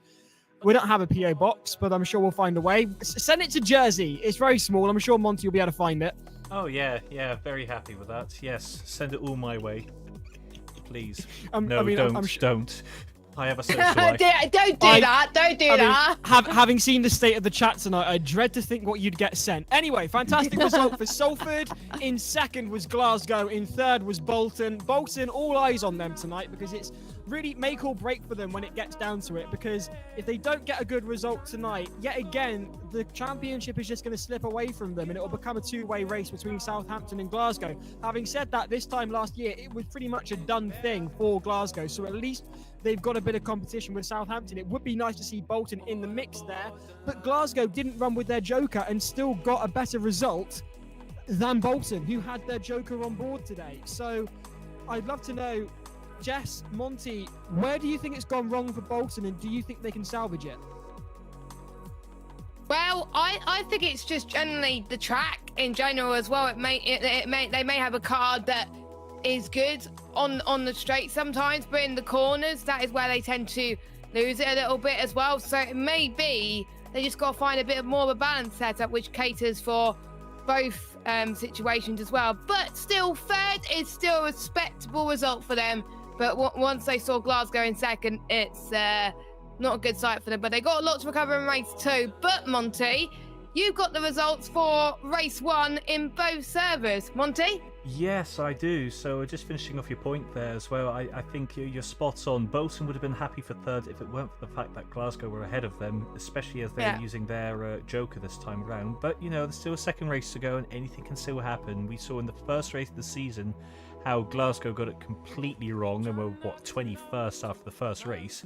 So, you know, there's as much chance that something else like that could happen in the second race. But that's what's coming up in the next few minutes, guys. So let's just look at the full provisional results of race 1. So very nearly an upset from Oxford, winning until they ran out of fuel on the last lap. That reminded me so much of the 1997 Grand Prix with Damon Hill in his arrows on the last lap faltering and Jacques Villeneuve taking the win. It was that kind of sight to it. But as you can see, they ended up finishing 19th in the end because they ran out of fuel, along with Hobie on the last lap. Shout out also to Munster. Looking at that, look, they gained 13 places in that race to come up to 7th. But provisionally, there's your results from race 1. So yes, it's Salford, Glasgow, Bolton, Bath and 4th. Also, hello to Ivan Chan there in Bath. That's his first ever race for Team Bath. So that's a great debut for him as well. Mr. Kitchen, one of the heads of the Cardiff team there in 5th. Southampton 6th. Do you know what? Knowing their high standards, they'll be disappointed with that, even in spite of them knowing that they have a slow car tonight because they're having to run the ballast. As I say, Munster then 7th. Dublin in 8th. That's a good recovery as well because they qualify quite lowly. UCL as well in 9th. And Surrey, another top 10 finish for them. If only they had turned up since round 1, they could have been comfortably in the top 10 for every race so far. So very glad you guys are joining us. But what could have been if you were around earlier? As I said at the beginning though, guys, that's only the top 20. There were 41 teams taking part tonight. So let's have a look in server 2. As the teams are just finishing off qualifying for race 2 now, so who we're seeing in server 2 just now may not be the case for race 2. Some of these names may have qualified in the top server for the second race, but as far as race 1 is concerned, Aberdeen took victory in the bottom server from Hertfordshire in second. Exeter, the people's champion in the last race there in the last round, I should say, in third. Vigo in well, they were yes, agreed. Vigo in 4th. There they are. Staffordshire, nice to see them back again. Hello, guys. They're in 5th. Portsmouth Alternative Fuels in 6th. Poly U in 7th. De Montfort in 8th. Hong Kong in 9th. Heriot Watt in 10th. Manchester 11th. Yerk B in 12th. Strathclyde in 13th. Glasgow B in 14th. Lassonde, our Canadian counterparts, making a cameo appearance as well this weekend. So welcome back to the series, guys, and 15th. And the last of the classified people, Napier, there in 16th position. Now, interesting story looking at that, guys. Vigo and Portsmouth Alternative Fuels, they won the first 2 races this season, so they were our top 2 in the first round, and now look at them, they're in the bottom server. So it just shows how unpredictable the series has been so far this year, or this season I should say, because really has. in one race they're in the top, and then they're picking up coins in the second race. So I'm sure both of them will be doing their very best to make sure that they're in the top server for this second race of the evening.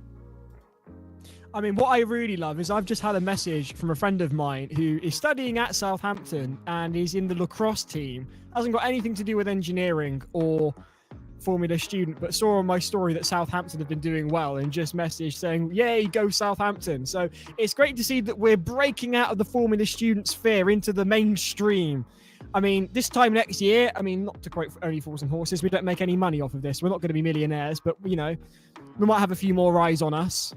And that being said, on the chat, do please behave, for goodness sake. Anyway, predictions then, please, Jess and Monty, for race 2. I want to wait to see who's qualified into race 2 first, actually, Giles, because anything I say could, well, apparently I got accused of being the commentator's curse last time, so if I go and say Aberdeen are going to win this now, well, then I'll just get told off by their faculty head again, won't I, and their team for cursing them. So let's see who's in the server in a couple of minutes' time, then I'll give you my predictions.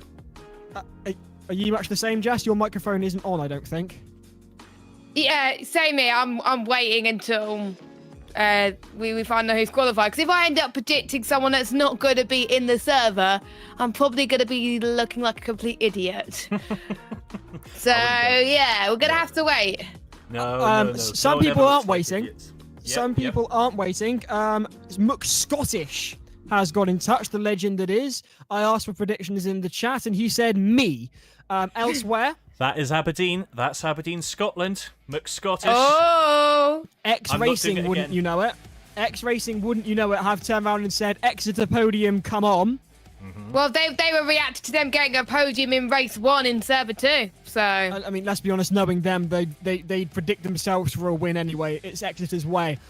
So keep your comments coming in. Who are you predicting for success in race 2? We'd love to know. X-Racing have got their own Drive to Survive style series out. I watched episode 1. It was 10 minutes long, and they made rather ample use of the chain by Fleetwood Mac. And all I can say is that I long for the days when that I long for the days where that is back at the front of Formula 1 coverage, as opposed to that orchestral thing that just is clearly trying to be the chain but isn't. Perhaps Bernie we'd also like to Eccleston, get in touch. Exactly. Perhaps you'd also like to wager a bet how long until YouTube banned that particular sound clip from their videos as well. You say this, but I did some investigation this time last year because I was the guy behind the launch video for Cardiff's car, and I'd longed to make a Formula Student video with the chain by Fleetwood Mac. And in order to make sure that that didn't get copyright claimed, I uploaded a blank video. You know the test car with the little girl and the strange puppet that the BBC used to have? I uploaded a 3-minute video of that. It wasn't live, it was just private. But I uploaded a 3-minute video of just that with the chain over the top. It didn't get copyright claimed. For some reason, under fair use, Fleetwood Mac are really open to you using their music under fair use. You won't be able to monetize it, but it's not going to get copyright claimed. I know, like, on TikTok at the moment, they're starting to get rid of songs as well. But we don't want to talk about that too much. But that's all down to Universal and TikTok and royalties and business. And all of a sudden, this is stopping becoming Formula Student. It's just become a podcast with the three of us. Yep. Now, guys, just before we get into the race, because we're moments away from the server going live, by the way. Now, we were talking about earlier of how there's been as much calamity off the track as there has been on the track. We've already seen some blatant track abuse, shall we say, in that first race. I'm going to turn off the music for a second because I would just like to share with you guys 2 clips which have been shared with me. This is from the practice server, and this when we talk about track limit abuse, this has kind of been how busy we've been with trying to encourage people what is and isn't acceptable. So I've got 2 very good examples of videos which were sent to me to go and investigate. So let me do a running commentary, and then we'll come back onto us 3 here to have a conversation about them afterwards. So video 1 I would like to share with you is not that, is this one. So, right, here we go. So, preparing for the hot lap and using all the roads to try and gain a couple of extra kilometers per hour running onto their hot lap. So, unsurprisingly, they had a really high top speed in comparison to others.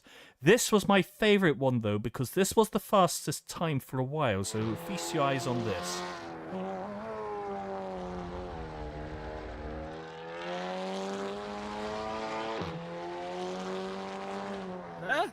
Yes. Yeah, so there's a corner it's there, like no isn't there, rules. guys? That's, it's like no rules. Yep, that was very naughty of them, but that was kind of the standard of what I've been having to look at on the run-up to this weekend of, come on, guys, let's just sort this out, please. So I'm very, very glad we have resolved those kind of issues, but yes, fair play. I've just seen in the chat, Bono, my track limits are gone.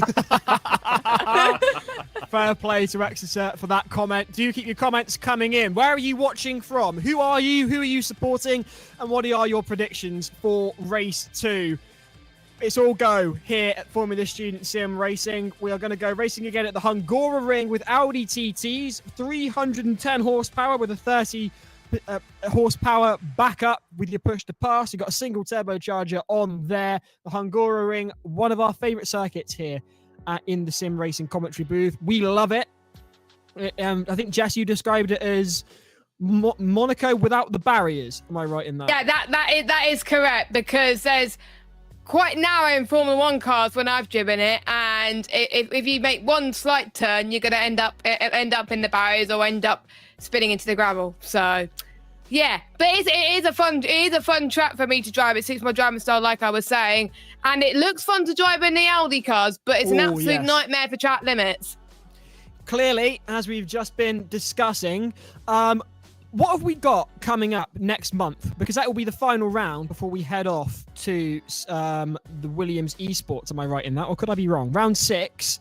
Round 6 is my favourite track on the calendar, which I'm very excited for. It's going to be in the GT3 cars at Kyalami. Yes, I missed that last year. I was in France at the time, I believe. And No, you weren't. Well, you missed Belgium, not Kyalami. Yeah, where was Kyle? We did prototypes last year. You went off to Monaco and then showed off all about it afterwards, Giles. Say showed off. I filmed my feet, and all of a sudden it got broadcast around Silverstone. If I'd known it was going to get broadcast at Silverstone, I would have paid more attention. On that note, regarding Monaco, is there an option to have that as one of the final rounds at Williams eSports? Because I would love to go to Monaco, even virtually, and have the sim racers do Monaco. Comment in the chat if you'd like to see that. I mean, I for one think it would be brilliant to have one of the final races at Williams eSports be Monaco. If you agree with us, do show some love for Monaco in the chat, or drop us a DM. Our Instagram tags are all down here. You can drop us a line. You can give us a follow.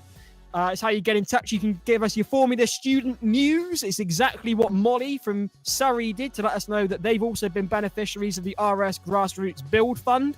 If you want to be part of the headlines in the Formula Student world, then do please get in touch. But as I've just said, if you'd love us to go to Monaco, because I don't think the final courses have been set in stone. They haven't been revealed yet. It's all a surprise on the day for the drivers involved. And for us, usually everything. They'll have 2 weeks' notice. We've got to give them a little bit of practice, otherwise they'll just have too many crashes, and then, well, I wouldn't be able to breathe them from all the laughing. Our voices will die. Our voices will die in the commentary box, Giles, if they only know on the day. I spent an entire day in the commentary box from 11 o'clock or 10 o'clock in the morning until 5 o'clock in the afternoon. Solo commentary. I was absolutely dropped dead on my feet by the end of that. That's not quite true. We did go for a factory tour in the middle of that. We did do that. I would have joined while I was at work on that day, but good news, I've got that week off work this time, so I'll be at Williams eSports this year, and I'm very excited. Fantastic. Wonderful stuff. Looking forward to having you on board with us, Jess. Well, we've just been talking about Monaco, and we've already had some love for it in the chat. TJ McCurlian says he can't wait for the GTs. He's in favour of you, Jess. He's very excited about the GTs. Yes. Elsewhere, Go, TJ. The incredible Ish says Monaco in 80s turbo F1 cars. I like your thinking, incredible Ish. I like your thinking. Priam Argawal says Monaco in tuk-tuks. I mean, we could have a mix of cultures there. Can-Am at Monaco suggests Robert Eldon.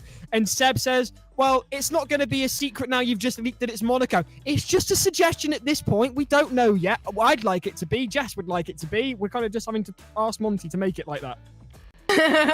Chalky Weetabix meanwhile saying... I can make it happen. Don't you worry, guys. Chalky Weetabix meanwhile saying, try not to mention Molly challenge. Impossible. Yes, it is, because it's very rare to come across someone in Formula Student with music taste that impeccable. So, you know. Anyway, we're now looking at the practice runs for race 2. So we can see now who has qualified in the top server. Jess, would you like to talk us through it and maybe give us your predictions for this race? Hold on, I actually need to get my stream enabled so I can actually see. So, qualifying for the top server, we've got Bath, who's back again, Salford's back again, but we've got some newcomers.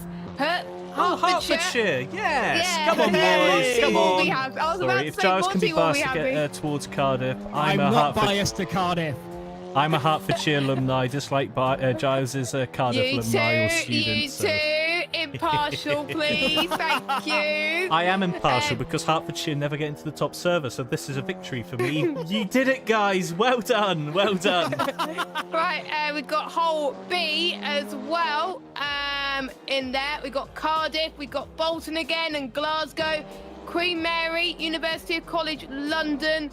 Aberdeen is in the top server. Great to see Aberdeen in the top server. It's great to see. We got Oxford, we got DMU, we got Glasgow B in the top server. Now this is going to be interesting to see because Glasgow B are running a Joker tonight, Jess, so they could be very competitive in this race.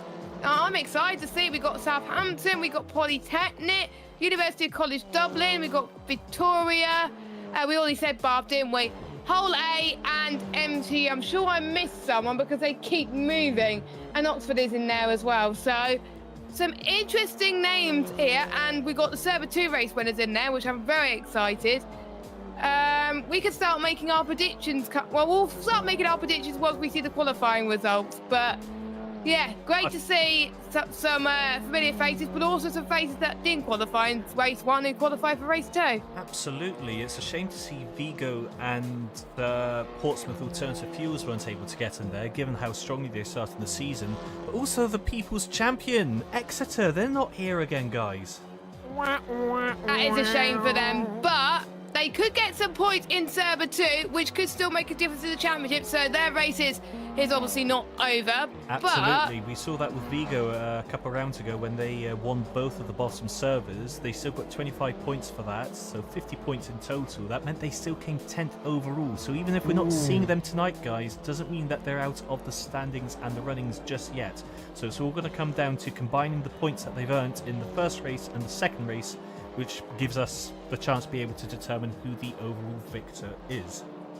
So we're moments away from going racing here at the Hungaroring for the second time. I've just had a message from someone who's not particularly familiar with Formula Student, but is watching the stream for the first time tonight, and has messaged me saying, what on earth is going on?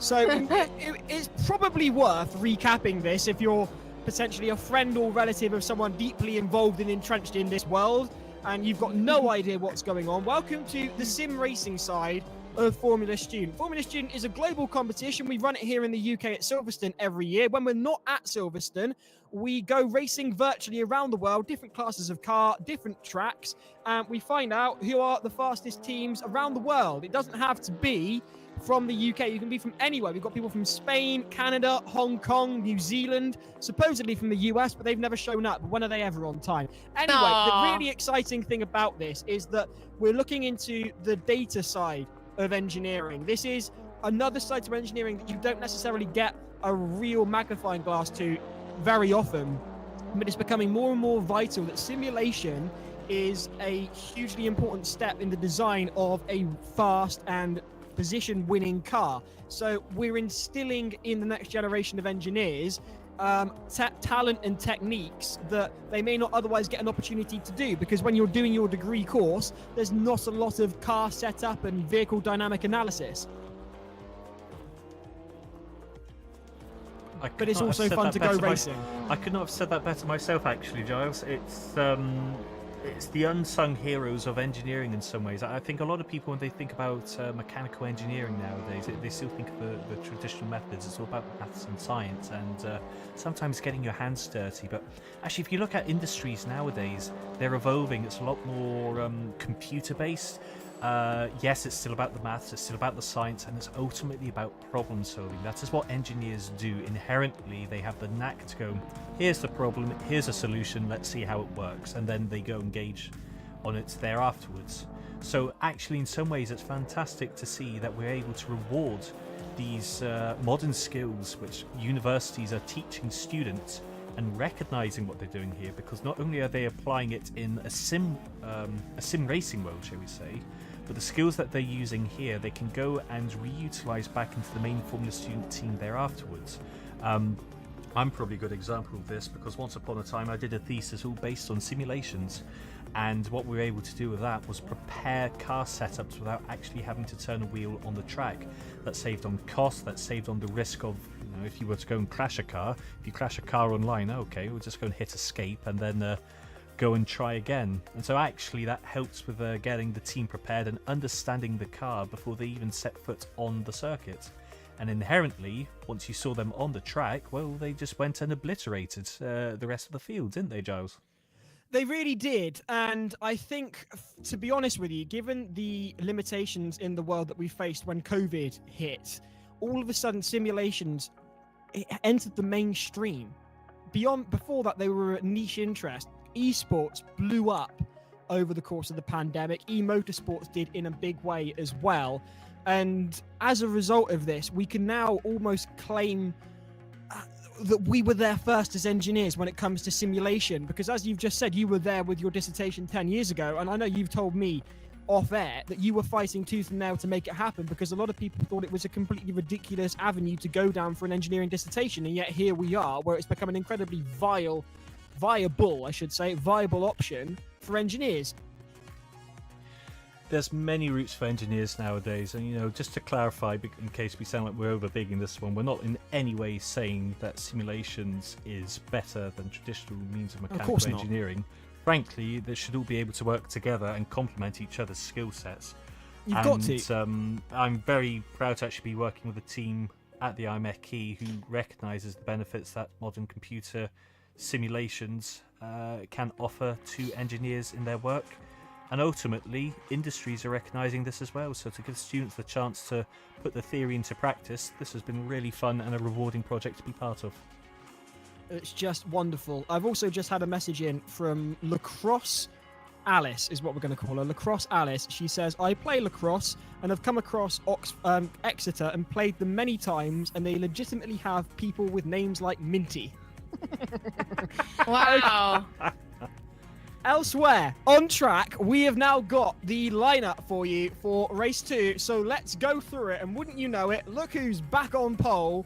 It is Cardiff Racing, this time with Aaron Farmer behind the wheel. In second, that's more like it. It is Bolton, who have out-qualified Glasgow. Bolton running their Joker. Glasgow A-team are not. Southampton are there in 4th. Oxford University are in 5th. Queen Mary in 6th. Victoria, they're in Spain. I said Portugal earlier. Geography was never my strong suit. I've got the sense of direction of James May. I can only apologise.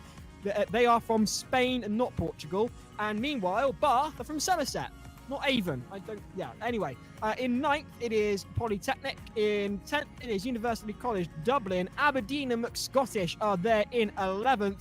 In 12th, it is University College London in the bright pink, taking a leaf out of Monty and Barbie's books. Glasgow B team are there in 13th. DMU, De Montfort University, very exciting when we go to Silverstone in real life. Will they be as exciting here? We'll find out very soon. Hull A team are in 15th. Hull B team in 16th. How are they going to play that? Will they be under team orders or will they be able to go wheel to wheel? Be very interested to see how that one plays out. Meanwhile, in 18th, it is Salford. University Welsh Trinity St David are in 19th. And Munster round out our top 20 in Server 1 in 20th position. Does anyone have anything to add? Look Scottish. Hey! Right, this has to be Bolton's best chance of winning and making amends for the first race, which, by the way, third isn't a bad thing, but if they can get a victory in the second race, that, as far as I'm concerned, is fully utilising the Joker still, given that Glasgow and Southampton had a first and a fourth in the previous round. So if they can win this, it's not over yet for Bolton. But I'll be intrigued to see what Aaron Farmer can do as well, because respectfully, so long as there's no other cars around him, he tends to go very, very quick.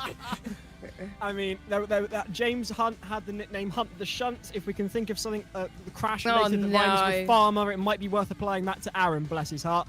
We do love him here in the comms box. Elsewhere, I've got a message from Gibbo, who has said, can I get a shout out for Jamie Williams? He doesn't do much sport, but he does play with something else. Elsewhere, oddly enough, I met someone who met the Red Bull energy drink reps in Cardiff today, and they said that they thought Gibbo was cute. Lights then, here for race 2 of the Formula Student Sim Racing Series 2023-2024. It's round 5 of the Hungaroring. Audi TTs, Aaron Farmer on pole. In second, it's Bolton. Lights out and away we go, and Bolton have got a cracking start off the line. UGR and Southampton looking to the inside to try and find a way round. Aaron Farmer trying to cover off Bolton's monumental start. Bolton have got the better line in second. Can Cardiff close them off is the question. Yes, they can. Cardiff get onto the racing line and cover off Bolton into turn 1. Turn 2 on the approach now. There's drama at the back then. Yeah, I think there was a few cars that got caught up in the pile-up. That was Hull B and Salford, the winner from last race, having a bit of struggles in this race as well. And there was a bit of contact from, I think, Bath and Queen Mary there as well. But Victoria, the Basque Country, trying to get past Queen Mary for 7th, but to no avail. But Cardiff is pulling away from Bolton quite nicely. Southampton there in 3rd. Oxford in 4th. Well, hopefully for most of these guys, they know that they can't get to the end of the race with the same amount of fuel. So everyone has to make at least one stop, because otherwise you don't want to be like the two teams. As Glasgow A is in 5th, trying to chase down Oxford for 4th. That is an interesting result then from Glasgow A, who are in 5th. Bit surprised by that. Oxford ahead of them it's Southampton. Bolton in 2nd, they will be pleased with that, closing down the gap on... Glasgow B's off. Glasgow B taking a rather wide look. Oh, dearie me, that's gone very badly wrong for Glasgow B, who almost take out Aberdeen. Look, Scottish in trouble there. University Welsh Trinity St David having a bit of an issue as well. Salford down in 15th. A big change from the last race in this round. Chances are we won't be seeing Salford on the podium anytime soon. You're on board with University College Dublin as they look to make a move around the Hull A team.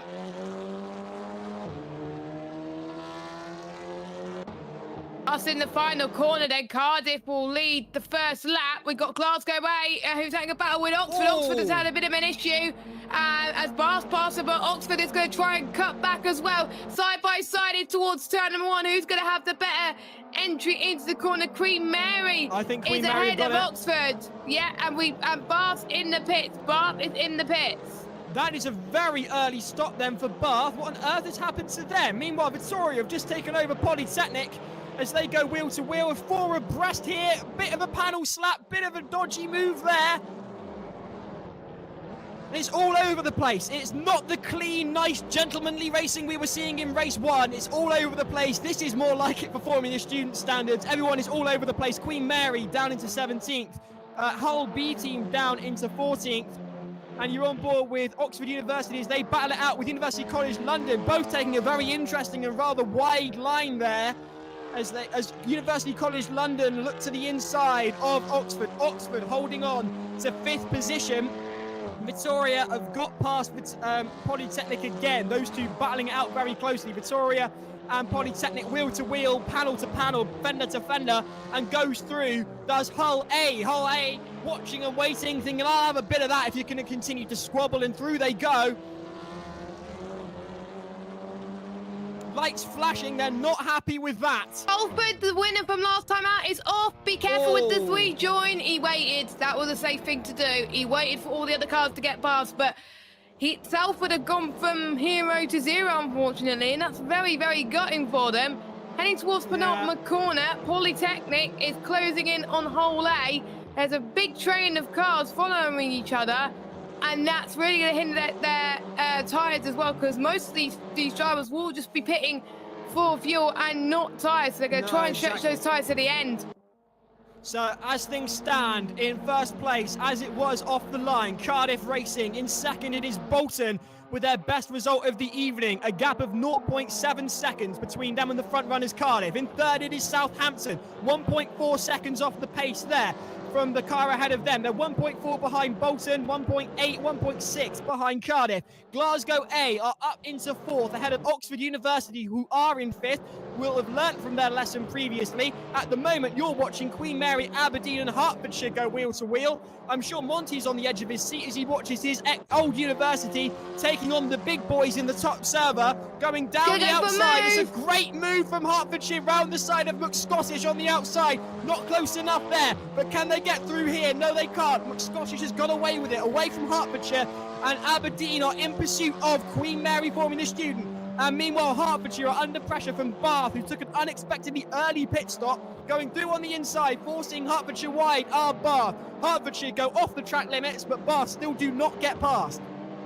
Quick tactics updates from me then, guys. So I believe Bath had a drive-through penalty, so this is going to be a recovery drive from them now, knowing that they have to make another pit stop. Keep an eye on UCL and Victoria. I'm noting they're both on the medium compounds at the moment, so now that we know that everyone has to make a single pit stop. Oh, and that was a nice slide from UCL there. Maybe that's their tyres already beginning to die. I mean, they're in pink. If you put the Bolero on, they could be Torval and Dean sliding around like that.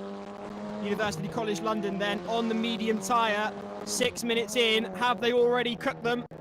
Is the question. Watch now then as they head towards the start-finish straight. Are they going to dive into the pits, or are they going to try and cling on for longer? In sixth at the moment, 2 seconds behind them is Victoria, but on cooked tyres, that could be an absolutely minimal distance for Victoria to make up. Bath going through on Hertfordshire yet again now. Hertfordshire vying with some big boys who should be further up the grid. Bath have served a drive-through penalty and it's put them right to the back. They'll be hoping to make it up. They've got 18.5 minutes to do so. Meanwhile, Cardiff under a little bit of pressure from Bolton. Bolton have not let go of the end of Cardiff. Usually at this point in the race, the winner has already gone away and set a real major gap between themselves and the rest of the pack, but it's all to play for here. Cardiff have not set up a dominant lead. Bolton in hot pursuit, both Bolton and Cardiff running their jokers then. Meanwhile, Southampton are in third and they're in the sights of the first two, and Glasgow as well are here with us and they are not running their joker, and yet they're still doing immaculately out on track. Oxford University on track for their best result after that calamity of failing to stop for fuel earlier. Here is the rest of the pack coming through. Not a lot separating them. De Montfort are in a go then. Round University College Dublin. De Montfort started in 14th, now in 11th. They've made up 3 positions. Can they get into the top 10? The Irish team from Dublin stand between them and the 10th position, clipping the apex, jumping through on the curbs there, putting their suspension through a full workout. Not close enough to be making a move round the Irish at the moment. It is St. Patrick's Day tomorrow, I think, or it might be today. I can't tell you. I think I'll need to double check on that, Giles, because we don't want to get it wrong and have people complain. So I will do a bit of research on that. I believe it is tomorrow. It is tomorrow, St. Patrick's Day. They actually get a day off on the Monday because obviously it falls on a Saturday. That was close, guys, from Oxford and Glasgow ways. They almost made contact together in the final corner. Southampton under pressure from Glasgow. Oxford University all of a sudden have come out like a bat out of hell, flashing their lights at Glasgow. Glasgow move over. Oxford barreling down the start-finish straight. Cue the meatloaf. Who's going to break first? Oh, that seemed inevitable. Far too aggressive from They Oxford. saved it. They managed to save it, but I do think there was a little bit of aggression, perhaps, from both teams there. It might be put down as a racing incident. And in the pits are Hull B and Hull A as well. Both the Hull teams have decided to pit at this moment. Is that an organised strategy for both teams? I don't know, but I imagine they're sharing data. Meanwhile, Southampton have got Oxford University all up in their rear end. Glasgow down into 5th, surprise, surprise, and I really do mean that without a hint of sarcasm at all. I'm being genuine there. I was not expecting to see Glasgow overtaken by Oxford University, but here we are. It's what's happening out on track right now. Southampton ahead of Oxford, ahead of Glasgow. It's a three-way battle for 3rd. Bolton, meanwhile, piling on the pressure from Cardiff. That gap has been maintained at 0.6. Further down the track then, it's a Constantina, a threesome vying for 3rd. Southampton ahead of them, under pressure from Oxford, and Glasgow waiting in the wings to see whether the two of them will tap each other out and Glasgow can sweep in through to 3rd. It's not a lot separating them. What is it? 0.3 of a second between the 3rd and 4th cars, and Cardiff have been overtaken. No, and that was a timing sheet error. Timing sheet error. They Don't worry, have it, Giles. Don't panic, Cardiff fans. It's just the timing tower having a bit of a glitch again, just like it was in race 1. Gibbo Don't having panic. a heart attack right there, I imagine. Bless Jamie's heart. I'm sure he's on the edge of his seat. I've got to love Jamie. He's a real sweetheart. Meanwhile, Glasgow putting on the pressure from Oxford University. They'll be determined to take that position back from the 4th place team. Glasgow, previous winners of Formula Student overall back in 2022. And, of course, winners of the Sim Racing Series last year. So they've definitely got the precedent. But if we're talking about universities that have got precedent, it doesn't get much more precedential than Oxford University. And they are putting on the pressure on Southampton. Alice DMing me, cheering on Southampton, having had a full day of lacrosse. It's a game with a big scoop on the end of a stick. That's the most I know about it, I'm afraid. Oxford University vying for 3rd then, a gap of 0.3, 0.4 of a second. Meanwhile, here is University College Dublin, and they've got De Montfort going through on them. De Montfort go through, and De Montfort are up into 9th. They're already in the top 10. And De Montfort University have got 9th position, signed, sealed, delivered, and Stevie wondered.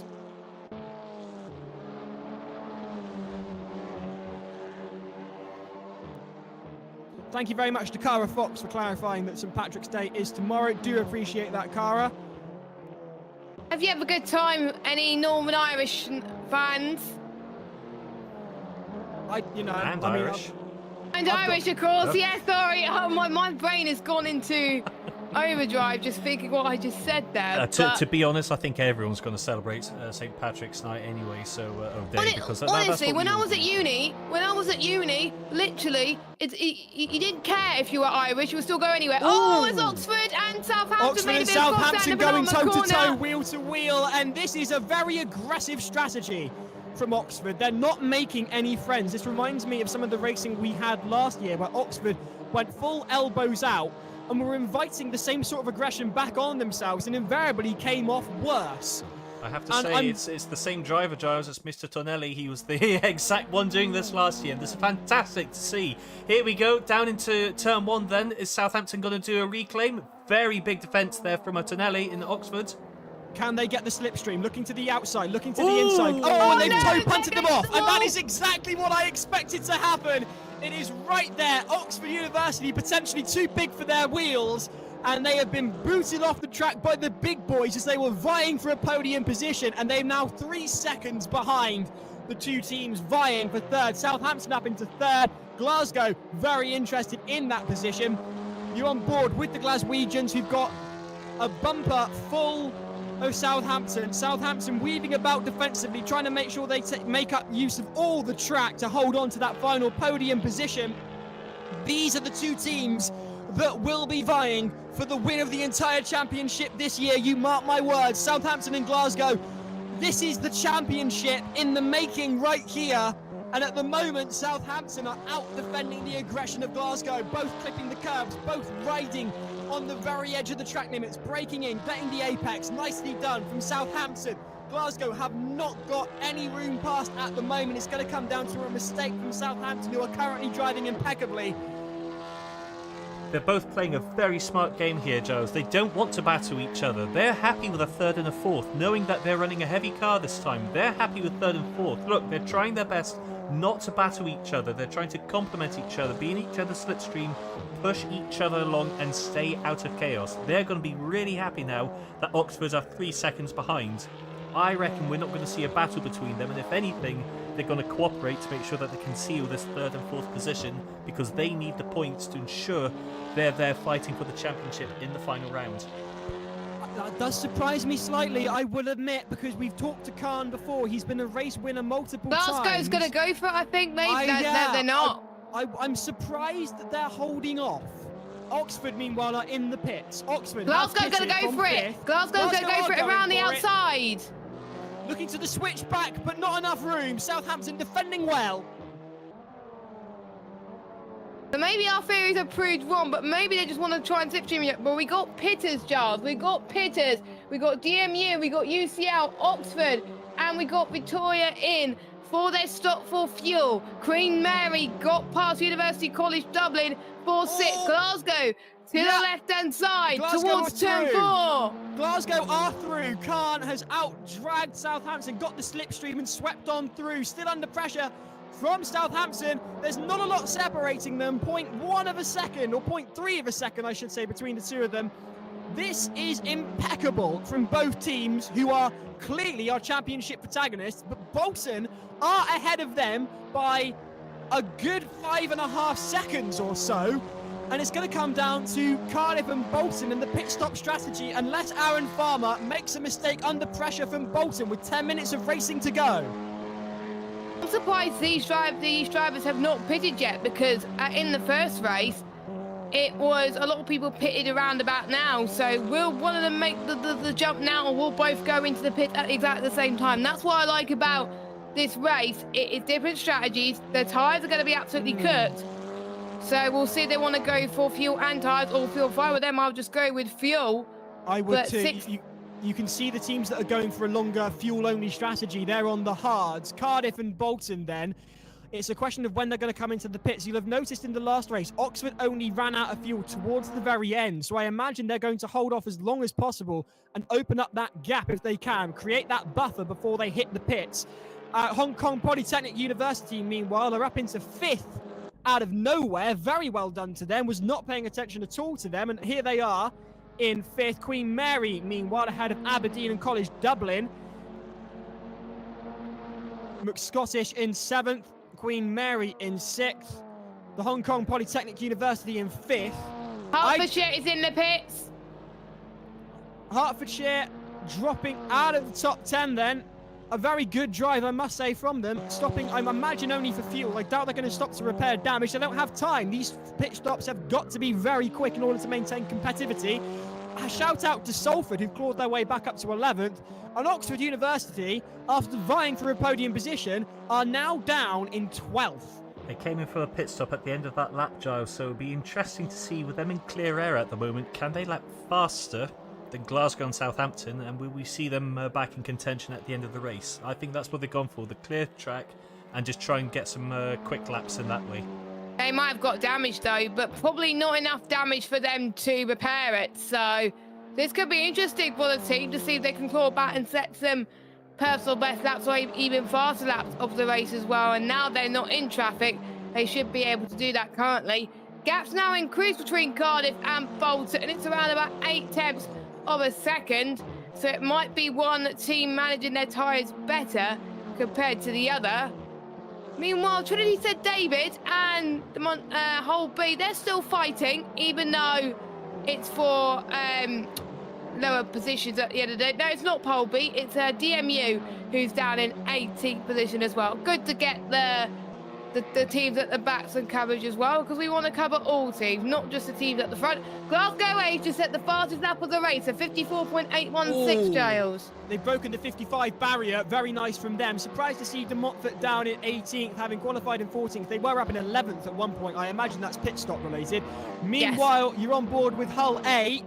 who are in 17th. They've got Hertfordshire ahead of them. Behind them, De Montfort and University of Wales, Trinity St David, as mentioned. Clean air for them at the moment and fresh tyres following a pit stop, but not a lot of points for them at the moment. I should say the gap between Cardiff and Bolton seems to be stabilising at around 0.6, 0.7 seconds all of a sudden, which does surprise me. It was at about 0.3 earlier. Meanwhile, Munster are there in 13th with a time of 1:56, so that is 2 seconds off of the fastest lap we've seen.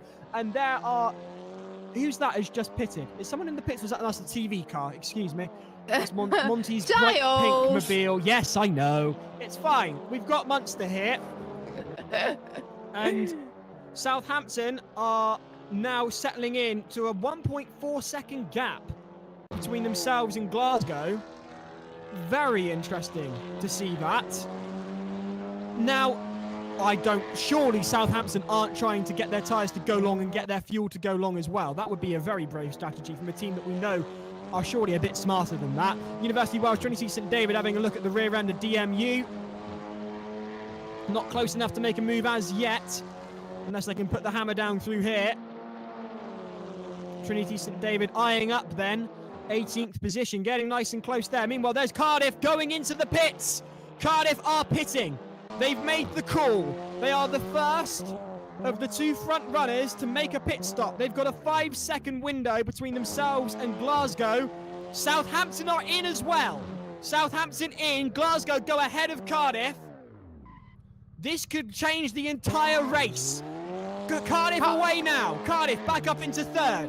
They should get out ahead of the Hong Kong Polytechnic University team, I would have thought, and that means they've just got to hunt down Glasgow and Bolton, who have both yet to come into the pits. Have Cardiff made the right call? No, they haven't, because Polytechnic of Hong Kong have gone through ahead of them. They've got more traffic. And Queen Mary as well. Cardiff are down in 5th. They've got a fair bit of traffic. Southampton coming in behind them. Through goes Southampton, ahead of University College Dublin. Southampton, we know they're very, very good, and they are now behind Cardiff, and it doesn't matter. Queen Mary have done a great job trying to recover from their position as well. They're up to 4th place, and I'll need to check if they pitted or not. Monty, have Queen Mary pitted yet? I cannot see anything in the server to confirm that they pitted, but I'll tell you what, so Cardiff are going to be annoyed that this could cost them the lead because they're now stuck behind another car. This is going to really inhibit Cardiff. Queen Mary, traffic that they don't need ahead of them. And now they are just being held up, and Southampton are going to reel them in, and we know how good Southampton is. And could this ruin what was going to be a very good race for Aaron Farmer? Quite possibly. I wouldn't worry about Southampton, Giles. I wouldn't worry about Southampton. I think Bolton I would worry about Glasgow and Bolton. Yep, so Bolton, I reckon, will have done enough with this extra lap and clear space to now take the lead, especially with that kind of blockage there. And it's even going to give Glasgow a chance to get second place. Aaron's got to be very careful here. Very careful indeed. Here we go. And there is Bolton. There is Bolton. They've overshot the pits. They've overshot the pits. They've overshot their pit entrance, and there's Glasgow as well. And Cardiff have finally passed Queen Mary, but Bolton are already on their way out of the pit lane, and Cardiff are not near enough to be able to get back into the lead. Absolute disaster for the Welsh team. It's like the rugby today all over again. The good news for Bolton. Good news for Bolton. They're looking to redeem themselves after last There's time Glasgow out. in And seconds. Glasgow's going to come out as well. Are they going to come out ahead of Cardiff? Cardiff's going to try and go for the move. It's towards turn 1 they go. That's a really interesting line there from Cardiff, but they just don't have it. And Glasgow are in 2nd place now on fresher tyres. And I think Cardiff have just lost the race win there with 3 minutes to go. It was the traffic. It was the traffic. If they pitted the same time as them, they would have still come out in the lead. And they may not have known this as well. They may not have timed this. And that is just sometimes luck of the draw for the teams involved as well. They figured that the undercut could work, but loads of other people think that as well. So they do it earlier, and then they just come out ahead of traffic. But we still got a few minutes to go. I'd have made the exact same call where I in their shoes. Go early for the pit stop. Yeah, I would have done the same. And in this instance, it just hasn't worked out for them. Meanwhile, Queen Mary are all over the rear end of McScottish. McScottish is about to get an overtake from Queen Mary, I think. The English versus the Scottish. It's a tale as old as time. Song as old as Rhyme, Beauty and the Beast. You can decide who's who as Queen Mary go wheel to wheel with Aberdeen. Looking to the inside, not quite close enough. Very well held from Aberdeen there. Not giving Queen Mary any room to go through until they just did. There's a look down the inside, but not quite enough. Through the chicane, clipping the curbs, getting right on the apex. Nicely done from both teams. Very clean indeed. Breaking into there. Nice turn from Aberdeen. I really love the racing line here from the Scottish driver. That's absolutely fantastic stuff. 1 minute of racing to go. 0.2 of a second between Cardiff and UGR. It's not over for second place, but it's 3 seconds between UGR and Bolton. Bolton have come through and they have maintained their championship hopes. I think they've got 1.5 minutes to go. Glasgow trying to get in on the inside line ahead of Cardiff already down the start-finish straight.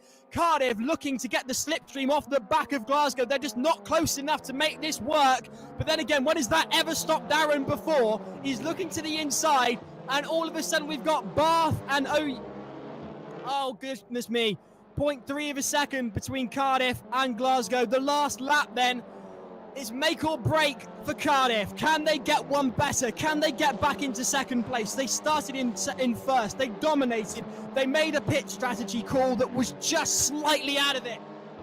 And now Glasgow are ahead of them and look to hold on. It's Aaron Farmer. It's Khan from Glasgow. They go wheel to wheel. Wales and Scotland. Is this going to be a repeat of the Six Nations? Is this going to be a wooden spoon for the Welsh side? Tell you what, Bolton will be hoping that Cardiff can make this work, because every position they can take away from Glasgow, that makes their gamble much more effective. Yeah, I think Bolton will definitely want Cardiff to get past Glasgow at this moment in time. UCL passed to Mumford. Cardiff are dropping away. Either Aaron's just being cautious given the number of appeals and penalties that Cardiff have had this season, or their tyres being a couple of laps older are just going away. But that gap between Cardiff and Glasgow is now opening up to 0.7 of a second. I believe we've got our race order now. Bolton will have been so desperate to win a race tonight to keep their championship hopes alive. They ran with their joker. They weren't successful in race 1, but they've come all guns blazing with a point to prove in race 2 as they come round the final corner. The checkered flag is in sight for the team from the north. They come across the line to take victory in race 2 of round 5 of the Formula Student Sim Racing Series. Glasgow takes second, and disappointingly for Cardiff, they cross the line in third. Southampton take fourth, Bath in third, College Dublin, just too late, I think. No, College Dublin got them on the line. They got it. They got them on the line. My days, that was a late move indeed. Bath ran out of fuel. Dublin Ran out of fuel on the line. No. Bath, no, not again. Did they learn from Oxford? Or at least Oxford did learn this from time. themselves. Oxford did learn. They got into 7th. Aberdeen are in 9th. Polytechnic from Hong Kong got up to 8th. Queen Mary in 10th. Munster in 11th. In 12th, it's UGR B team. Victoria in 13th. Salford in 14th. Hull A in 15th. University of Wales, Trinity St David in 16th. and 17th, it's UCL. De Montfort are in 18th. And Hull B crossed the line in 19th. And Monty, I'm afraid to say, Hertfordshire, a DNF. Oh, no. I bet they ran out of fuel on the... oh, no, it's showing them there, just coming over. Or maybe the timings are playing silly misdemeanors again. Oh, no, they're fine. They finished. Don't panic. Who Don't knows? panic, Monty. Don't panic, don't panic. Yeah, don't. I don't do panicking. What are you on about? That's for others to do. They can do the panicking, not me. Don't tell them your name, Pike. Anyway, Exactly. I'm just going to go and put a couple of pennies in the meter because, as you can see, the lights have decided to die on me. So just give me a moment. That's very nice. But whilst you go and do that, Jess, wasn't that a fun race? I think race 1 was very, very clean. Race 2 had a bit more action because there was, I think, a bit more points involved, I should have to say. But it just came... argy, wasn't it? Really yeah, it was a bit. and aggressive racing. Yes, I think the driver from Oxford has a bit of the Italian styling about him. I mean, if we're basing it off, we saw at Silverstone last year with a certain Italian team and a certain aggressive driving style, shall we say. With a name like Tonelli. Thought that should be encouraging. Well, I wouldn't like to say. I wouldn't like to say, but, you know, I'm sure we'll find out all about it in the chat, in the stream. I mean, Monty, you're going to be kept busy with appeals, I imagine. We'll be joined by our race winners from Bolton. I've got plenty of questions for our race winner from Bolton. We are trying to get hold of them shortly for you because I believe they've just managed, in front of us all live, to keep their championship hopes alive, and it makes the Sim Racing Series this year just that bit more exciting. No longer is it that dominance from Glasgow. We've got 3 teams who could still take victory at Williams eSports. Glasgow, Salford, and of course, not Salford, Southampton, I do apologise. Glasgow, Southampton, and Bolton, all of them could take the glory that is the win at Williams eSports. They could take it from Glasgow, and it all came down to tonight's drive. I said that at the very beginning of this, and Bolton really did come through, possibly when we weren't expecting it. I think we'd written them off. I certainly had. I don't know about you guys. I hold my hands up. I apologise. They managed to come through when it really did count, and I'm very much looking forward to catching up with the driver behind the wheel of that fantastic victory for Bolton. Yes, and they were on their Joker as well. So I that's what I did say going into in general as well at the end of race 1. They didn't do as well as they would have hoped in race 1, but I predicted they were going to be able to redeem themselves in race 2, and my theory was definitely right. So they may have based their Joker maybe on one particular driver, or did they just come in for consistency? Yeah. But that's really going to help them in the championship. Without that race 2, Glasgow would have extended their lead just a little bit more. Not that I want to gloat or anything. I would just like to say that I called both the winners correct tonight. Yeah, Monty. You don't have to toot your own horn.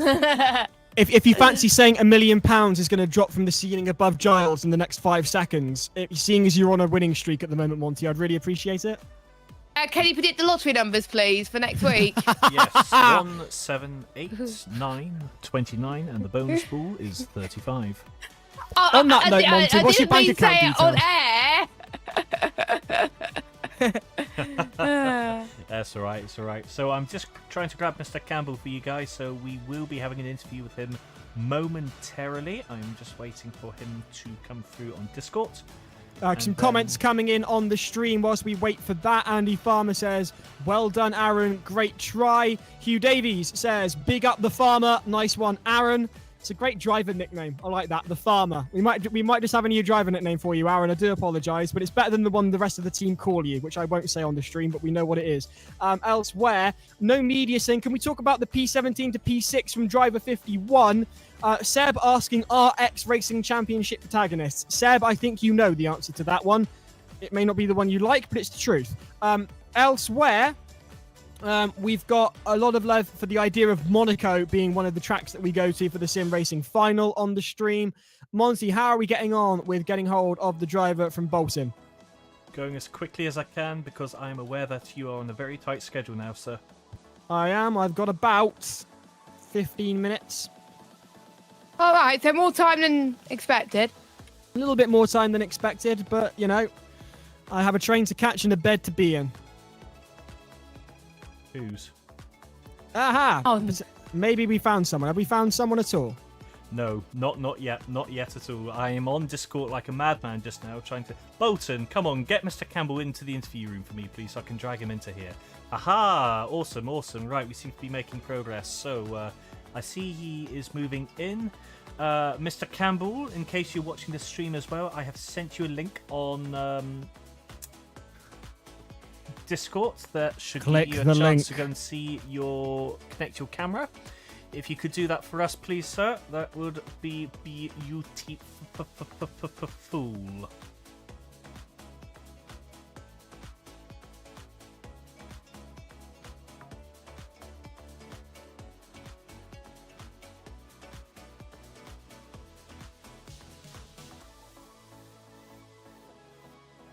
Your reactions, please, in the chat. Meanwhile, we'd love to hear what you thought of race 2. Your driver of the evening, please do let us know. Meanwhile, I believe the Eagle has landed. Have we got Campbell? Where we have a voice. Hello.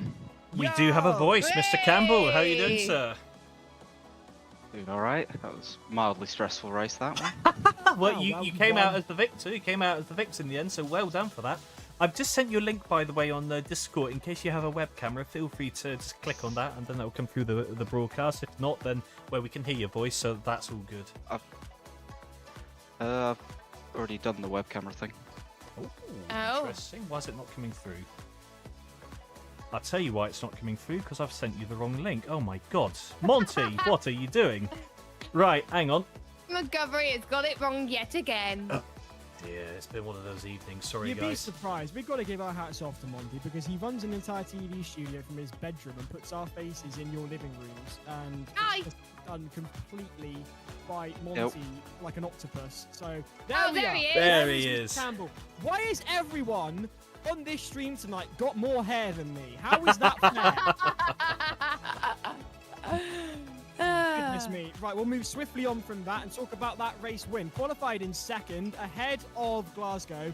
I'm assuming you knew that you had to pull some fairly decent results out of the bag tonight in order to maintain your championship hopes. Yeah, it's just all about getting as many cars in between us and Southampton as possible. Just hope that other cars got in the way. Race 1 wasn't as successful with your Joker as race 2. Was there a particular reason for that, or was it a question of just luck of the race itself? A little bit of argy-bargy, but just lack of skill, I believe. I mean, hey, it's far better than I can do, and trust me, from the video footage that we'll be broadcasting at Silverstone, you'll see why. Anyway, more to the point.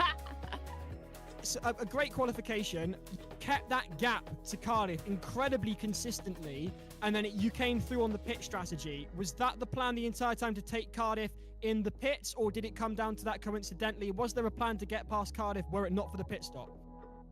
It was always to get past them in the pit stop, but I absolutely botched my pit stop, overshot, and then somehow came out the pits and they were nowhere to be seen, so I was in shock, to be honest. They got stuck in traffic, we can tell you that now. Yeah, they lost 3.5 seconds to traffic on their outlet lap there, so it was really fantastic to watch. Thank you, Queen Mary. I'm not sure Cardiff feel the same way, but anyway. I must say, it was a great drive, and the use of the Joker did pay off in the end. You are now still in contention for the championship between yourselves, Southampton, and Glasgow. What are you hoping for going into the next race? You've got GTs. What are your plans? To beat them. Plain and simple. If we One can beat would them, hope so. outscore them. How's practice been going on that setup so far? For the GTs, well, we don't know yet, because certain issue with the Bimmer isn't there, so we don't know if that's going to be changed. Okie dokie. We'll find out. Monty, I'm sure, knows far more. He's got a dungeon master. Just like to ask, as I always ask, how's your real car coming ahead of Silverstone this year for Formula Student UK? It's coming along, that's all I can say, really. Under Is that all NDA. you're allowed to say, or could you? Oh, right, okay. Be boring. I get it. I mean, the only thing I will ask is, where are you hoping to place? What are your ambitions? What are you hoping for? There's always in the pamphlet. It's always in the briefs from each team what their ambitions are for the year at FS. What are you hoping for as a Formula Student team this year at Silverstone? To do the best that we can do, that's all you can really hope for. Excellent. And remind me again, IC or EV for Bolton this year? I see. Excellent stuff. What unit are you running? Couldn't tell you. Oh. Sorry. You see secrets, Giles. People don't want to reveal any secrets, so you have to wait and see. Bolton have got their cards closer to their chest than that outfit Olivia Newton-John wore at the end of Greece. It's been a pleasure, Mr. Campbell. Thank you ever so much. It was an absolutely stunning drive, a great victory, and one I'm sure you'll be very pleased with and very proud of. Very much looking forward to seeing what happens in the next race between yourself, Southampton, and Glasgow. So I shall say congratulations and catch you at the next race. Thank you. See you then. Well done, Mr. Campbell. Well done, Campbell. Meanwhile, Monty, preliminary results for race 2 across both servers, please, sir. Right, okay, appreciate we're on a tight one here, so let's move straight in. So, end of race 2, our provisional race results, as you saw, that was Bolton winning from Glasgow, Cardiff in 3rd, Southampton 4th, with College Dublin taking Bath on the line as they ran out of fuel. Oxford 7th, Polly U in 8th, McScottish there for Aberdeen in 9th, and QMFS, Queen Mary, beg your pardon, rounding out the top 10. In the second server, Vigo took victory from Portsmouth Alternative Fuels, Exeter, another third position from them, well done sirs, and Surrey in 4th, Manchester 5th, York B in 6th, Heriot was in 7th, UBR in 8th, York A in 9th, and Queen's Belfast in 10th. Bit of a topsy-turvy evening of racing. Shall we see who do we think has won the round overall? Is this Glasgow? Is this Bolton? I'm somewhere between Glasgow and Bolton, to be I'm honest. going to go Glasgow. I think I'm going to go Bolton just to get a bit of variation in there. I imagine it will come down to fastest lap. What about you, Oh, you already know, don't you? I know already, and this is exactly what it is. Bolton did it just with 3 extra points over Glasgow. Glasgow, well done for 90 points with 2 pair of second places, really capitalising on a heavy car there. But Bolton indeed did manage to win, with Cardiff there still in 3rd. Well done to them. They got a 3rd compared to Southampton. Where did they come from with 3rd? Because Cardiff still had 2 top 5 finishes, as did Southampton. So it's been a very, very strong showing from them all. Bath there in 5th. They had a 5th and a 6th as well. It was a very strong showing from all of them tonight. Salford, what a shame for winning in the first race, not being able to capitalise on that in the second race, but they still came 6th overall, with College Dublin in 7th, Munster in 8th, Aberdeen in 9th, and Oxford rounding out the top 10 there. But before we move on to the overall standings, guys, we also have an engineering challenge. The 3rd challenge has just been published, so we better show who's won that one, because my goodness, it was close. In the judges, there was only 2.5 points in their score sheets from 1st to 4th, so it was very, very tight at the top in how we would put them in their positions so they could get the championship points. But I can confirm, for the engineering challenge, it was another victory for Glasgow. But when I say just, I mean just. This wasn't a romping away with it. Southampton were right on their heels, as were College London, as were Strathclyde. It was so close, and actually it came down to the fastest laps, which gave them the extra point. Vigo there in 5th. Bolton still managed to get 6th in their engineering challenge. Dublin in 7th. Queen Mary 8th. Bath in 9th. Birmingham in 10th. I tell you what, it's nice to see that Birmingham still have a lot of engineering prowess. We've not seen a lot of them on the racetrack, but it's great to see them. We saw it tonight. We saw Birmingham tonight in race 1. Well, until they fell into a wall, yes. But it's great. It's great to see them actually being able to capitalise on the engineering challenge and make up some big points in there as well. So as we leave round 5, guys, provisionally, the standings look like this. Southampton are leading by 8 points from Bolton, who are 3 points ahead of Glasgow. This is a threesome I'm looking forward to watching until the end of the season, guys. This is going to be good to watch. Dublin in 4th, Hull in 5th, Vigo still holding on to 6th, with Cardiff and Salford and Bath. Look at how tight it is between 6th and 9th as well. Queen Mary rounding out the top 10 there, with Munster, Exeter, Queen's Belfast, Portsmouth Alternative Fuels, Birmingham, Strathclyde, York A, Victoria, UWTSD, and Hull B rounding out the top 20. That is insanely tight at the top, though, guys, wouldn't you say, with 2 rounds left? It is genuinely the most exciting sort of table that we could have at this stage in the championship, and I'm so here for it. I'm sure you're on the same page, Jess. I can't wait. I wasn't expecting it to be this close at the top. I mean, it's going to make the final round even more exciting. And I've just seen the time of day as well that it's going to be in Kyalami. It's going to be at 2 o'clock in the morning. Not obviously in our time, but in sim racing time.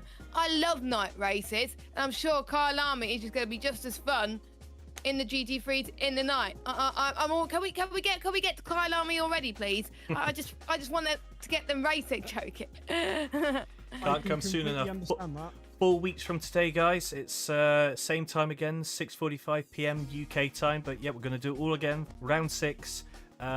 before we head off to the finals at Williams eSports Centre. A huge shout out to them and a big thanks for allowing us to host our finals at your venue tonight. I can't wait for this, but Giles, I'll hand over the final words to you as I appreciate you have a train to catch. I do indeed. So, to both Jess and James, as always, it's been a pleasure being in the comms box with you.